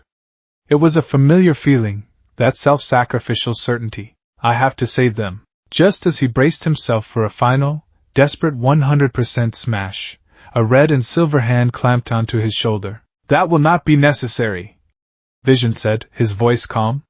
He effortlessly phased through the drones, lifting Izuku into the air and flying him towards the helicarrier as Thor and Iron Man unleashed hell on the falling city, turning it into nothing but dust and light. They had won. Later, in the new Avengers compound, the weight of what had happened settled. The world was terrified. The Sokovia Accords were being drafted. The name, Avengers, was now synonymous with destruction as much as salvation. But inside the compound, something had changed. The team looked at Izuku, the kid who had been scared and lost, who had not only held his own but had led them. He had coordinated the single largest evacuation in human history and devised the strategy that saved the world, all while never once compromising his core principle: save everyone. Steve Rogers walked over to him, placing a hand on his shoulder. The world wants to hold us accountable. And maybe they should. But I think we need to get better at holding ourselves accountable first. He looked from Izuku to Tony, a silent message passing between them. Tony, for his part, looked at Izuku with an expression devoid of sarcasm. It was a look of profound, grudging, and absolute respect. They had a new center, a neutral party whose only agenda was doing the right thing. They hadn't just gained a new powerhouse. They had gained a conscience. And in the wars to come, they would need it more than they could ever imagine. 1 year. For Izuku Midoriya, it had been a year of living in a different shade of sky, a year of breathing air that never quite felt like home. The grief of his displacement had not vanished, but it had subsided, evolving from a raw, open wound into a dull, persistent ache. It was a phantom limb, a memory of a life he could see in his dreams but never touch. The Avengers compound had become his world. Its gleaming corridors were his neighborhood, the training rooms his school, the faces of Earth's mightiest heroes his unlikely, dysfunctional, and fiercely protective family. The fragile peace they now enjoyed was a testament to a single, paper-bound document, the Heroes' Accord. It had been born from the ashes of Sokovia. In the aftermath, as the world's governments clamored for control, for chains to be placed on the Avengers, Tony Stark had seen the necessity of oversight, while Steve Rogers had seen the danger of surrendering their will to political agendas. The schism that would have torn them apart seemed inevitable. Izuku, the boy from another world, had become the impossible bridge between them. He remembered the late-night sessions in the conference room, the air thick with tension. Tony, pacing and gesturing with a stark pad, argued for accountability through structure. Steve, arms crossed, his jaws set, argued for accountability through character. "We need a leash, Steve," Tony had insisted. "After what happened, we can't just be a bunch of self-appointed gods, answering to no one, and we can't be soldiers, Tony," Steve had countered. "Sent to fight wars for men with agendas. The safest hands are still our own." It was Izuku, poring over drafts with a highlighter, muttering about precedent and loopholes, who had found the middle ground. "Why not both?" he'd asked, his voice quiet but clear. "Self-governance, with UN oversight. Not control. Oversight. We create our own charter, our own code of conduct, stricter than any government would impose. We regulate ourselves, discipline ourselves, we present it to the UN for ratification. They have a seat at the table, they can review our missions, they can even veto an operation if it violates international law. But the decision to act, the command structure, that remains ours." It was a compromise. Tony got his framework of international legitimacy. Steve got his operational freedom, and at the center of that command structure they had placed the one person they both trusted implicitly to wield it without ego or agenda, Izuku Midoriya. His official title was Field Commander. It was a responsibility that terrified him to his core. Every morning, he woke up feeling like an imposter, a child playing dress-up in a giant's armor. But then he would step into the training room, and the fear would recede, replaced by purpose. Today, he was training the new members. Wanda Maximoff, Sam Wilson, and the Vision. "Your movements are too wide, Sam," Izuku said, watching from the center of the padded room.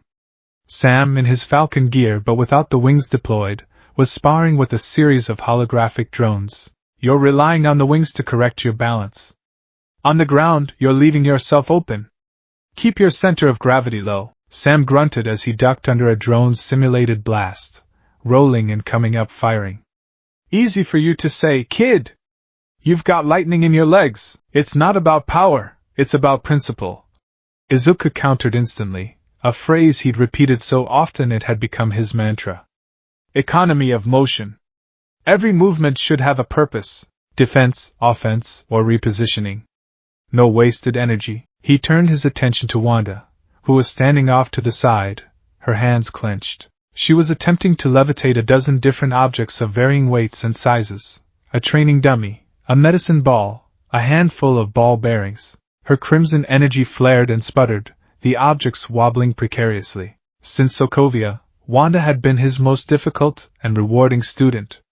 He saw in her the same fear he'd felt when One for All threatened to tear his own body apart. She was afraid of her own power, of the chaos she could unleash. He walked over to her, his voice gentle. "You're thinking of it as a storm, Wanda. You're trying to contain it. Don't." She looked at him, her eyes filled with frustration. "If I don't contain it, I'll hurt someone. I'll break them." The memory of what she'd done to the team's minds was a ghost that haunted her. "Your power comes from here," Izuku said, tapping his own temple, then his chest. "Mind and heart. It's psychic energy. It's an extension of your emotions. So don't fight it. Guide it. Feel the weight of the dummy. Understand its shape. Don't just lift it. Convince it to rise." He remembered All Might's words about the egg in the microwave. Image training. He picked up one of the tiny ball bearings. "Start small. Don't try to control the whole storm. Just one drop of rain. Feel this bearing. Know it. Then ask it to float." Wanda closed her eyes, taking a shaky breath. A wisp of red energy curled around the bearing in Izuku's palm. It trembled, then slowly, smoothly, lifted into the air. A small, genuine smile touched her lips. "Good," Izuku said, smiling back. "Now 2 drops." His relationship with Vision was different. It wasn't one of a teacher, but of a peer. They would spend hours in the library, discussing philosophy, ethics, and the nature of existence. Vision, born of lightning and data, was grappling with what it meant to be alive. Izuku, a boy from another reality, was grappling with what it meant to build a life from scratch. "You analyze their capabilities," Vision observed one afternoon, gesturing towards the training room. But you also analyze their fears. Their motivations. Why? Because a hero isn't just their power, Izuku had replied, looking at his scarred hands. They're the sum of their choices. To know how someone will fight, you have to know why they fight. Vision considered this. Your leadership methodology is predicated on empathy. It is highly efficient. This was the new Avengers. A team built not just on power, but on understanding. The simmering tension between Steve and Tony still existed, a fundamental difference in worldview that no accord could fully erase. But Izuku acted as a buffer, a common ground. He was the kid brother they both felt a duty to protect, and the strategic prodigy they both respected too much to undermine. The peace was real. But it was fragile.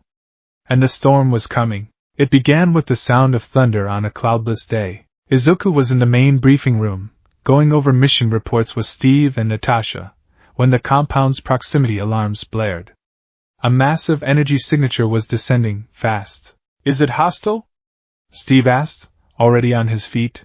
Friday, analysis, Izuku commanded. The energy profile is Asgardian, Commander, BAI replied. It matches Thor. They met him on the lawn.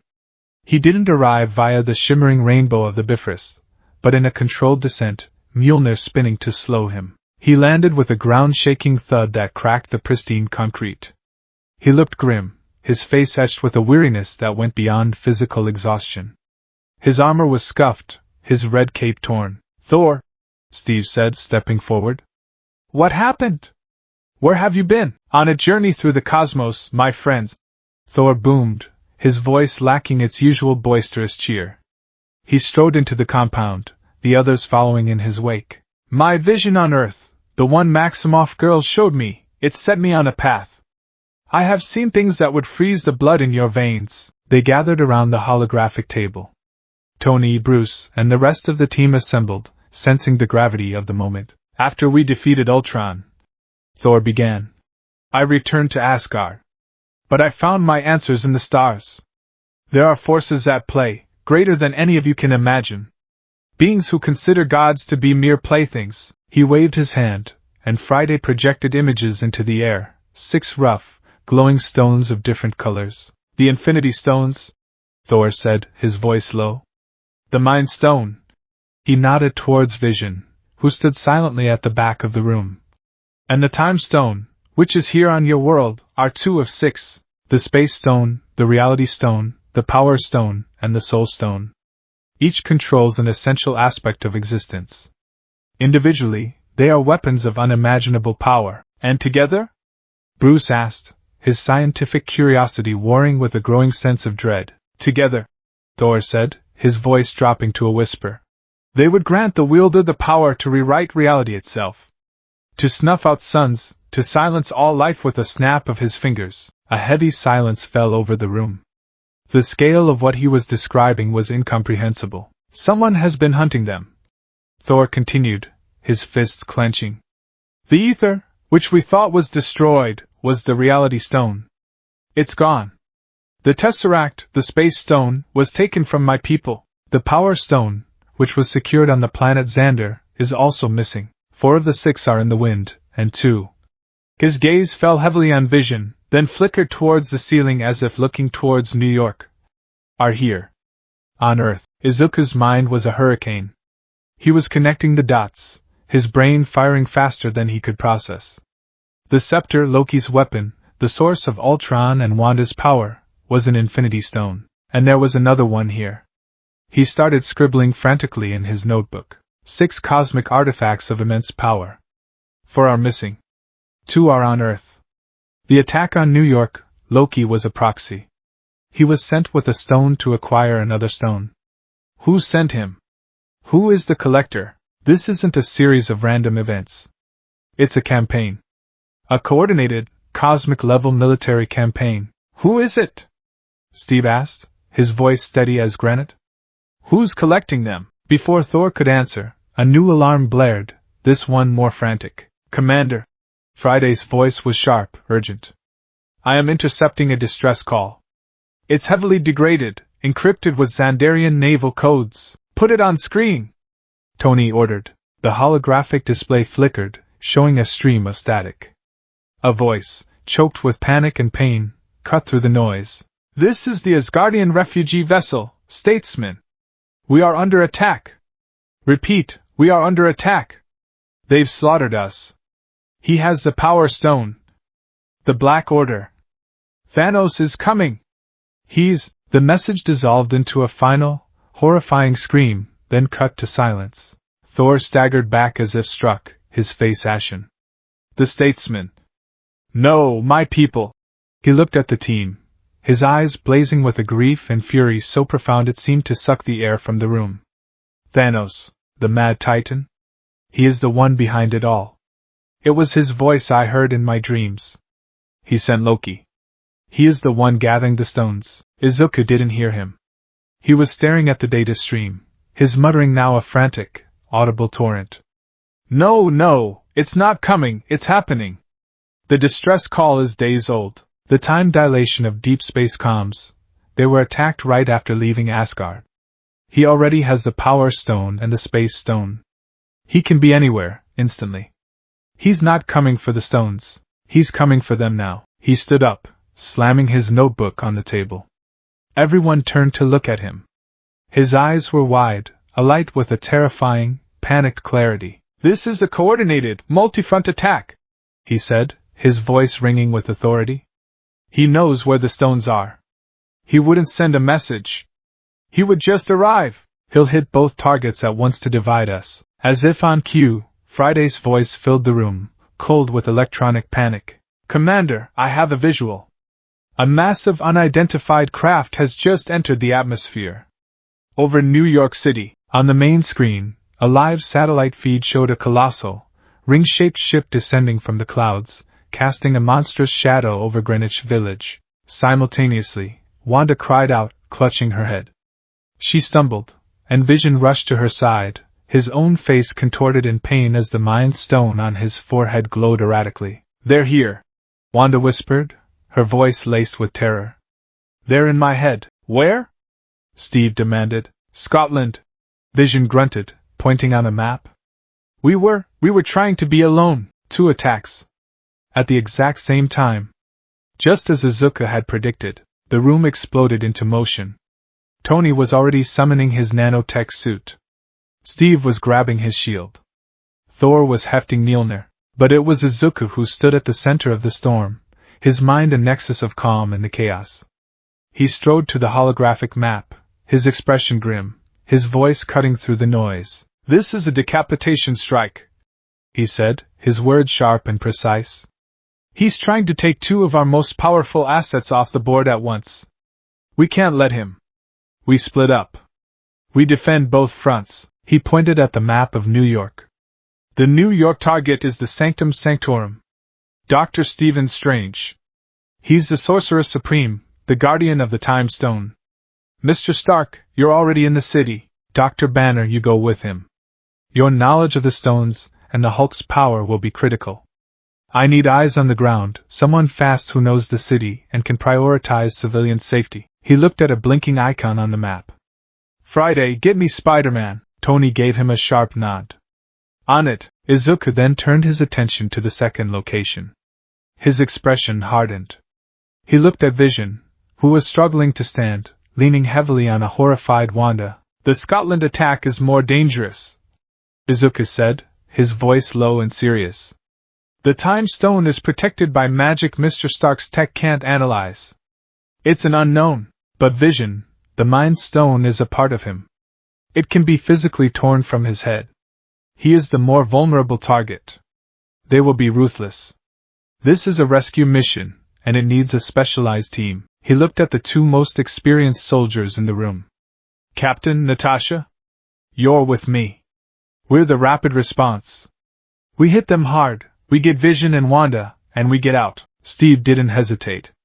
"What's the plan?" "They'll expect a frontal assault," Izuku said, his mind already formulating strategies. "They won't expect us. We're not on any of their galactic intel reports. We are the element of surprise. We use it to get Vision to safety." "How do we get to Scotland in time?" Natasha asked, already checking the loadout on her widow's bites. "The same way we got to Sokovia," Izuku replied, turning to the shield tech officer in the corner. Prep the short-range teleporter. Set coordinates for Edinburgh. Now, he turned back to the remaining team. Thor, Sam, Rhodey, you are our reserve. The second one of these situations is resolved, or if a third threat appears, you are our reinforcements. Stay here. Protect the compound. Thor looked like he wanted to argue, to fly to New York and smash the alien ship from the sky, but he saw the cold, hard logic in the boy's eyes. He saw a commander making the tough calls. He gave a single, grim nod. Izuku grabbed his own support gear, upgraded bracers and boots Tony had helped him design. They were sleek, dark green, and reinforced with a vibranium alloy weave. He pulled on his mask. He was no longer the lost boy from Japan. He was Deku, field commander of the Avengers. As he, Steve, and Natasha ran towards the teleportation chamber, his voice came over the comms, a clear, steady signal to the entire team, scattered across the globe. Avengers, engage! The chaos in New York was a familiar symphony of screams and car alarms.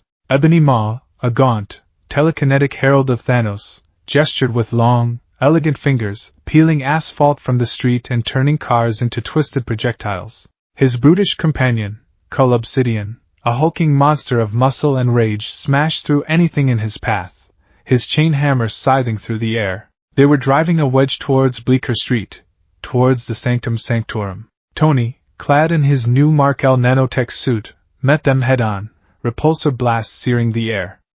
All right, Grimace and Squidward, party's over. Bruce Banner, having crash-landed in the Sanctum moments before, was struggling. Tony, I can't, the Hulk won't come out. Inside the Sanctum, Doctor Strange, his cloak of levitation swirling around him, prepared ancient spells, his hands a blur of golden, geometric light. Standing nervously beside him was Peter Parker, his Spider-Man suit forming around him from a device on his wrist. Mr. Stark? Doctor Strange, sir? What's the plan? Peter asked, his voice a mix of terror and excitement. The plan is to keep the Time Stone out of their hands, Strange said, his eyes narrowed.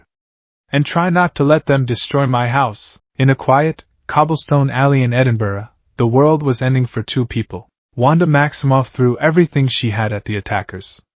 Cars levitated and crumpled, auras of red energy slammed into the two figures, but they were relentless. Proxima Midnight, a blue-skinned warrior with a three-pronged spear of crackling energy, was grace and lethality combined. She deflected Wanda's blasts with casual ease. Her partner, Corvus Glaive, was a wraith-like assassin, his movements unnaturally fast, his double-bladed glaive a blur of silver. He had already struck. The glaive had phased through Vision's vibranium body, embedding itself deep in his side. The wound sizzled, disrupting Vision's systems and causing him to cry out in a pained, static-filled scream. The Mind Stone on his forehead flickered violently. Give us the stone, Proxima hissed, advancing on Wanda. You will have to kill me. Wanda snarled, her eyes glowing red with power and grief. We can arrange that, Corvus Glaive rasped, raising his weapon for a final blow. It was in that moment of absolute hopelessness that the air behind them tore open. Not with the fiery ring of a sorcerer's portal, but with a silent, spatial distortion, like a heat haze folding in on itself. Three figures stepped out. Captain America, his shield at the ready, the Black Widow, her pistols drawn, and at their lead, a figure the children of Thanos had never seen. He was clad in dark green, lightning crackling around his form. His face was obscured by a respirator and a determined grimace, but his eyes burned with a fierce, emerald light. Corvus Glaive and Proxima Midnight paused, their ancient, alien instincts screaming at them that something was wrong. This newcomer was not on any of their charts. He was an anomaly. An unforeseen variable. Izuku Midoriya raised his head, his gaze locking onto the two alien warriors who were hurting his friends. The fear was there, a cold knot in his stomach, but it was overshadowed by a white-hot, protective rage. He analyzed them in a single, terrifying instant, the spear, the glaive, their stances, their focus on Vision. He spoke one word into the comms, a promise and a command. Engage. The cacophony of Greenwich Village was a symphony of destruction orchestrated by two of the Mad Titan's most terrifying children. Ebony Maw, with the serene arrogance of a conductor, waved his long, pale fingers. The world obeyed his silent commands. Pavement buckled, fire hydrants erupted, and the very air seemed to bend to his will. He didn't fight with brute force, he fought with the casual, disdainful power of a god rearranging his footstools. Beside him, Cull Obsidian was the antithesis of Maw's elegance. He was a percussion instrument of pure violence, a walking avalanche of muscle and rage. His massive chain hammer was a living thing, a meteor on a leash that smashed through cars, storefronts, and anything else that dared to exist in its path. "You are all invited to die," Maw announced, his voice a silken, condescending whisper that carried over the chaos, amplified by his telekinetic control of the air itself. Tony Stark, encased in the gleaming crimson and gold of his Mark L suit, descended like a vengeful comet. "Sorry, No-Face, but we're not accepting unfun invitations today. You can take your act and shove it back up into that giant donut in the sky." A barrage of repulsor blasts streaked towards Maw. With a flick of his wrist, Maw tore a slab of concrete from the ground, shaping it into a shield that absorbed the blasts effortlessly. He then broke the shield apart, sending a volley of concrete shrapnel rocketing back at Tony. The pre-briefing Izuku had given him, a frantic 10-second data burst before they teleported, echoed in Tony's mind. "He's a telekinetic.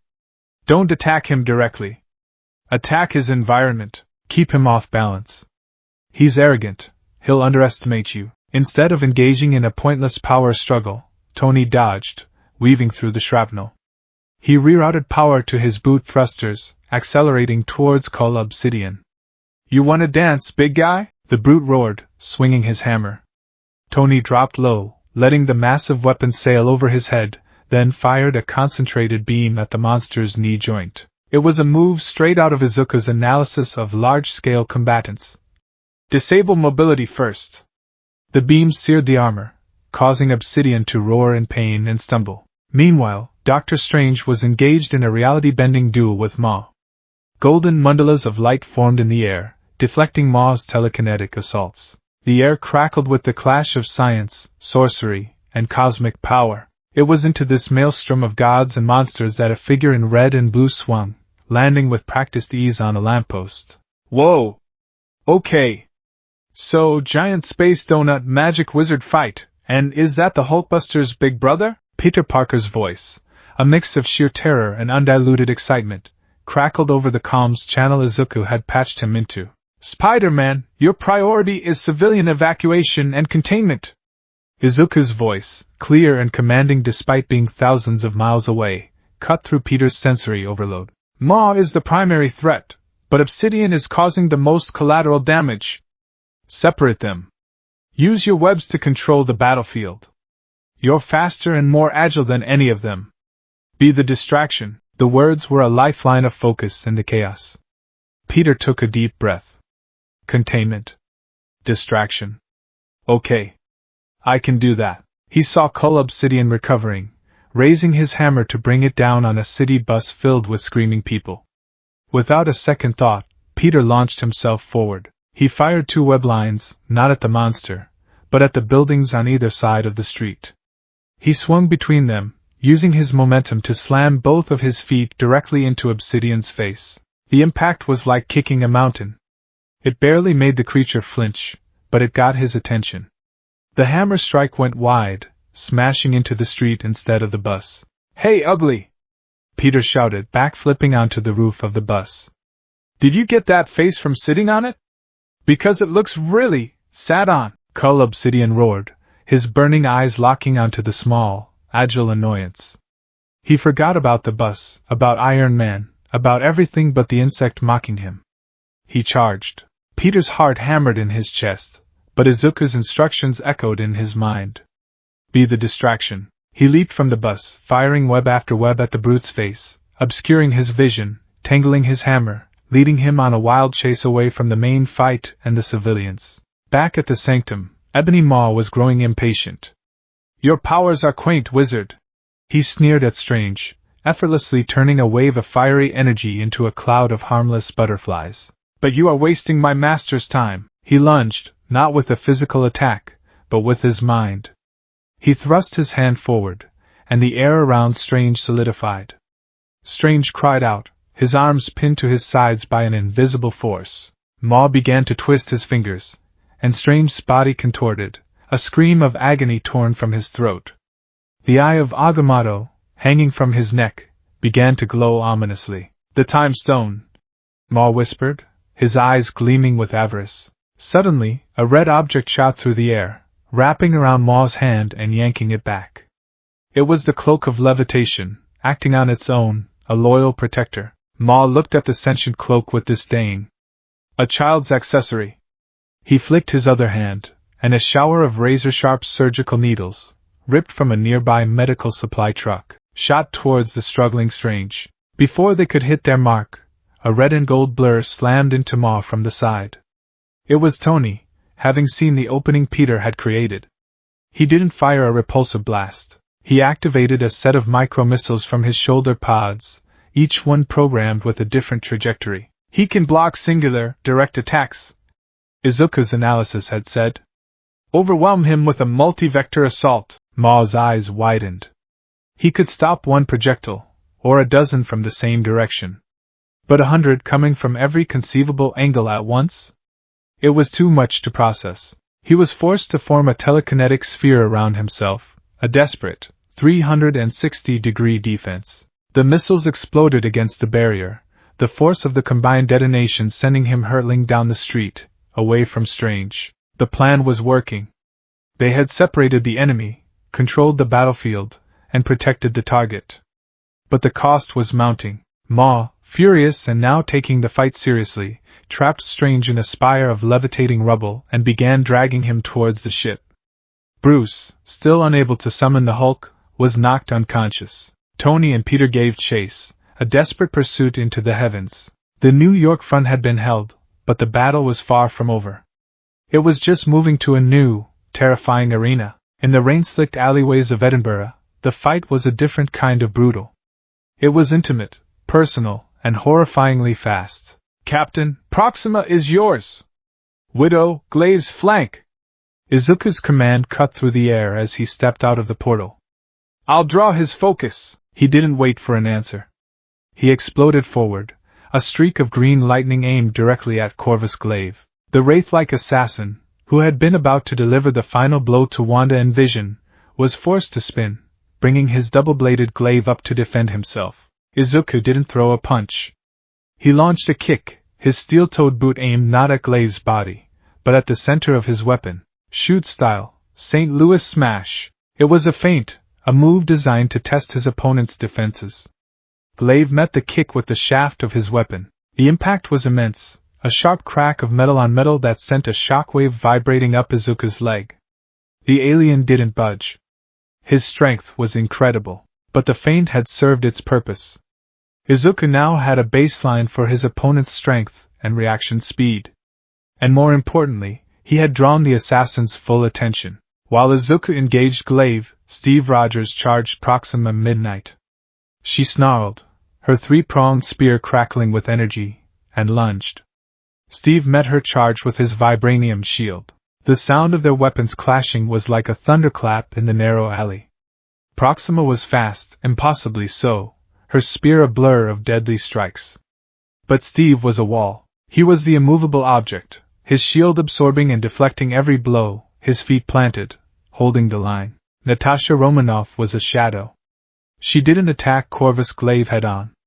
She melted into the darkness of the alley, using the urban environment to her advantage. She fired her widow's bites, not at Glaive himself, but at a puddle on the ground, electrifying the water just as he stepped into it. He snarled as the jolt coursed through him, a minor annoyance but enough to break his rhythm for a split second.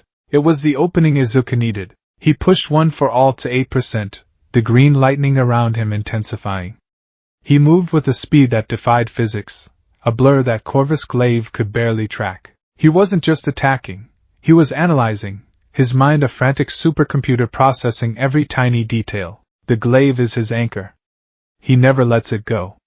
His fighting style is based on its reach and its phasing ability. He's faster than Captain Rogers but lacks the raw power of Thor. His armor is segmented, weakest at the joints. His weapon can phase through solid matter. Vision's strained voice called out from where Wanda was helping him to his feet. Be careful! Izuku's eyes widened. Phasing. Like Mirio. That changed everything. A solid defense was useless. He switched tactics instantly. He stopped trying to block. He started dodging. He became a phantom, weaving around the deadly arc of the glaive, letting it pass through the space where he'd been a millisecond before. He was so close to the blade he could feel the air displace, could smell the faint scent of ozone from its energy field. He jabbed with a kick, not a power attack, but a quick snap aimed at Glaive's wrist. The assassin, surprised by the change in tactics, pulled his hand back. In that instant, Izuku dropped low and swept his other leg, aiming for Glaive's feet. Glaive was forced to hop back, his flawless footwork momentarily disrupted. Meanwhile, Steve was being driven back by Proxima's furious assault. She was a whirlwind of violence, her spear striking his shield again and again, the force of each blow making his arms tremble. Your world will burn! She shrieked, her spear glowing with a blinding energy. Not today! Steve grunted, planting his feet.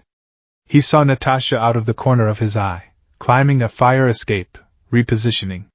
He needed to give her time. Wanda, her eyes glowing with crimson rage, helped Vision lean against the wall. She then turned her full power on Proxima. A wave of scarlet energy shot down the alley, catching a discarded dumpster and sending it hurtling towards the blue-skinned warrior. Proxima cursed, forced to abandon her attack on Steve to slice the dumpster in half with her spear. The momentary distraction was all Steve and Natasha needed. Steve charged forward, ramming his shield into Proxima's midsection, while Natasha dropped from above, landing on her shoulders, her legs locking around Proxima's neck in a devastating chokehold. Proxima roared, thrashing wildly, but the combined assault had her on the defensive. Izuku saw his opening. Corvus Glaive was distracted for a single, crucial heartbeat, his head turning towards his partner's struggle. It was now or never. Izuku channeled everything he had, pushing his body past the point of safety. The green lightning of One for All exploded around him, cracking the very pavement beneath his feet. He wasn't aiming for a knockout. He was aiming for the weapon. He leaped into the air, spinning, putting all his momentum and all the stockpiled power he could safely handle into a single, devastating axe kick. Manchester! Smash! His boot, reinforced with Stark Design vibranium alloy, came down not on Corvus Glaive, but directly on the shaft of his phased weapon. Physics screamed. A weapon designed to pass through solid matter was met with a kinetic force that was itself a violation of natural law. For a microsecond, nothing happened. Then, with a sound like a church bell cracking, the impossible occurred. The shaft of the glaive shattered. Shards of alien metal, glowing with a faint, dark energy, exploded outwards. Corvus Glaive stared at the two broken halves of his weapon in his hands, his glowing eyes wide with utter disbelief. His glaive was more than a weapon, it was tied to his life force. The shock of its destruction sent a wave of agony through him. He let out a choked, gurgling scream. Izuku landed hard, his own leg screaming in protest. The kick had taken its toll. It felt like he'd kicked a mountain. He ignored the pain, his eyes fixed on his now disarmed opponent. Proxima Midnight saw her partner fall to his knees, his weapon destroyed. She let out a cry of pure fury, throwing Natasha off her back and blasting Steve with a point-blank energy burst that sent him skidding back down the alley. She grabbed her fallen partner, her eyes locking with Izuku's. The look in her eyes was not one of fear, but of a cold, calculating promise of vengeance. You will pay for this, child, she hissed. A beam of blue light shot down from the sky, engulfing them. Before anyone could react, they were gone, teleported back to their ship. Silence descended on the alley, broken only by the sound of the rain, the pained gasps of Vision, and Izuku's own heavy breathing. He had done it. He had faced one of the children of Thanos, a being who had slaughtered entire worlds, and he had won. He had broken his unbreakable weapon. The adrenaline began to fade, replaced by a wave of exhaustion and the throbbing, fiery pain in his leg. His vision swam. Kid! Steve's voice cut through the haze. He was at Izuku's side in an instant, his hand on his shoulder, steadying him. Are you all right? My leg. Izuku grunted, leaning on the captain. I think. I think I pushed it too far. You were brilliant, Natasha said, her voice holding a rare note of genuine awe. She was looking at the shattered remnants of the glaive on the ground. No one has ever done that. Wanda rushed over, her anger replaced by concern. We have to get Vision out of here. He's hurt. Badly. Izuku gritted his teeth, forcing himself to stand upright. The commander in him took over once more. She's right. We repelled the attack, but they'll be back. And they'll be stronger. We can't stay here. He looked at his team. Battered, bruised, but alive. He had led them. And they had held the line. Let's go home, he said. The reunion at the Avengers compound was grim. Tony and a very shaken Bruce Banner returned empty-handed, having lost both Doctor Strange and the Time Stone to Ma's ship. Rhodey met them, his war machine armor battered from a skirmish with the remaining Hydra forces who had tried to take advantage of the chaos. Then, the Quinjet carrying the Scotland team arrived. Steve and Natasha helped a pale, stumbling Vision down the ramp, Wanda supporting his other side. Izuku limped behind them, his face tight with pain. The two halves of the victorious, defeated team met in the main hangar. The air was thick with the bitter taste of a partial failure. They're gone, Tony said, his voice flat. He had taken off his helmet, and his face was etched with exhaustion and self-recrimination. Strange is gone. Ma took him. We repelled our attackers, Steve reported, his gaze falling on Vision. But they wounded Vision. They'll be back for the stone. It was then that Thor returned, and he was not alone. A different ship, smaller and more utilitarian than the Quinjet, landed beside them. The ramp lowered, and Thor walked out. With him were two figures that made everyone pause. One was a bipedal raccoon holding a ridiculously large gun, and the other was a walking, talking tree who only seemed capable of saying one thing. I am Groot, the tree man said, his voice a deep, resonant rumble. He says hello, the raccoon translated, sniffing the air. And he asks what smells like ozone and desperation. Rocket Groot, Thor introduced them. Friends. Of a sort. They answered my distress call. Well, they were looting my distress call, but the sentiment is close enough. Rocket's beady eyes scanned the assembled heroes, lingering on Vision's glowing forehead stone, then on Izuku's flickering green energy. Whoa, Rocket said, pointing a clawed finger at Izuku. What's with the glow stick? Is that a quirk? Did you eat a battery? Izuku just stared, too tired and confused to even begin to explain. They gathered in the briefing room, the mood heavy with impending doom. 2 stones were on Earth, and Thanos now had a beachhead in their solar system. It was no longer a question of if he was coming, but when and where. Izuku, his leg being treated by one of Bruce's medical nanite sleeves, stood before the holographic map of the world. The pain was a dull throb, but his mind was sharp, cutting through the grief and fear in the room. We can't wait for him to make the next move, Izuku said, his voice quiet but firm, drawing the attention of everyone in the room, including the newcomers. We know what he wants. We have to dictate the terms of the next engagement. He looked at Vision, who was lying on a medical table, Shuri, Chala's brilliant sister, patched in via a holographic communicator from Wakanda, analyzing his systems. Shuri, can you get the stone out of him? Izuku asked. Yes, Shuri's hologram replied, her expression grim. But it will take time. And it will be delicate. The stone's tendrils are woven through every part of his matrix. It is him, but it can be done? Steve pressed. It can, she confirmed. Izuku's eyes hardened.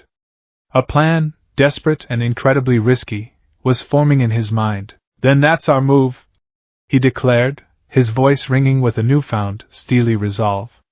He pointed to a spot on the holographic globe. We're not going to hide. We're not going to run. We're going to make a stand. We take Vision to the most defensible place on this planet. We lure Thanos there.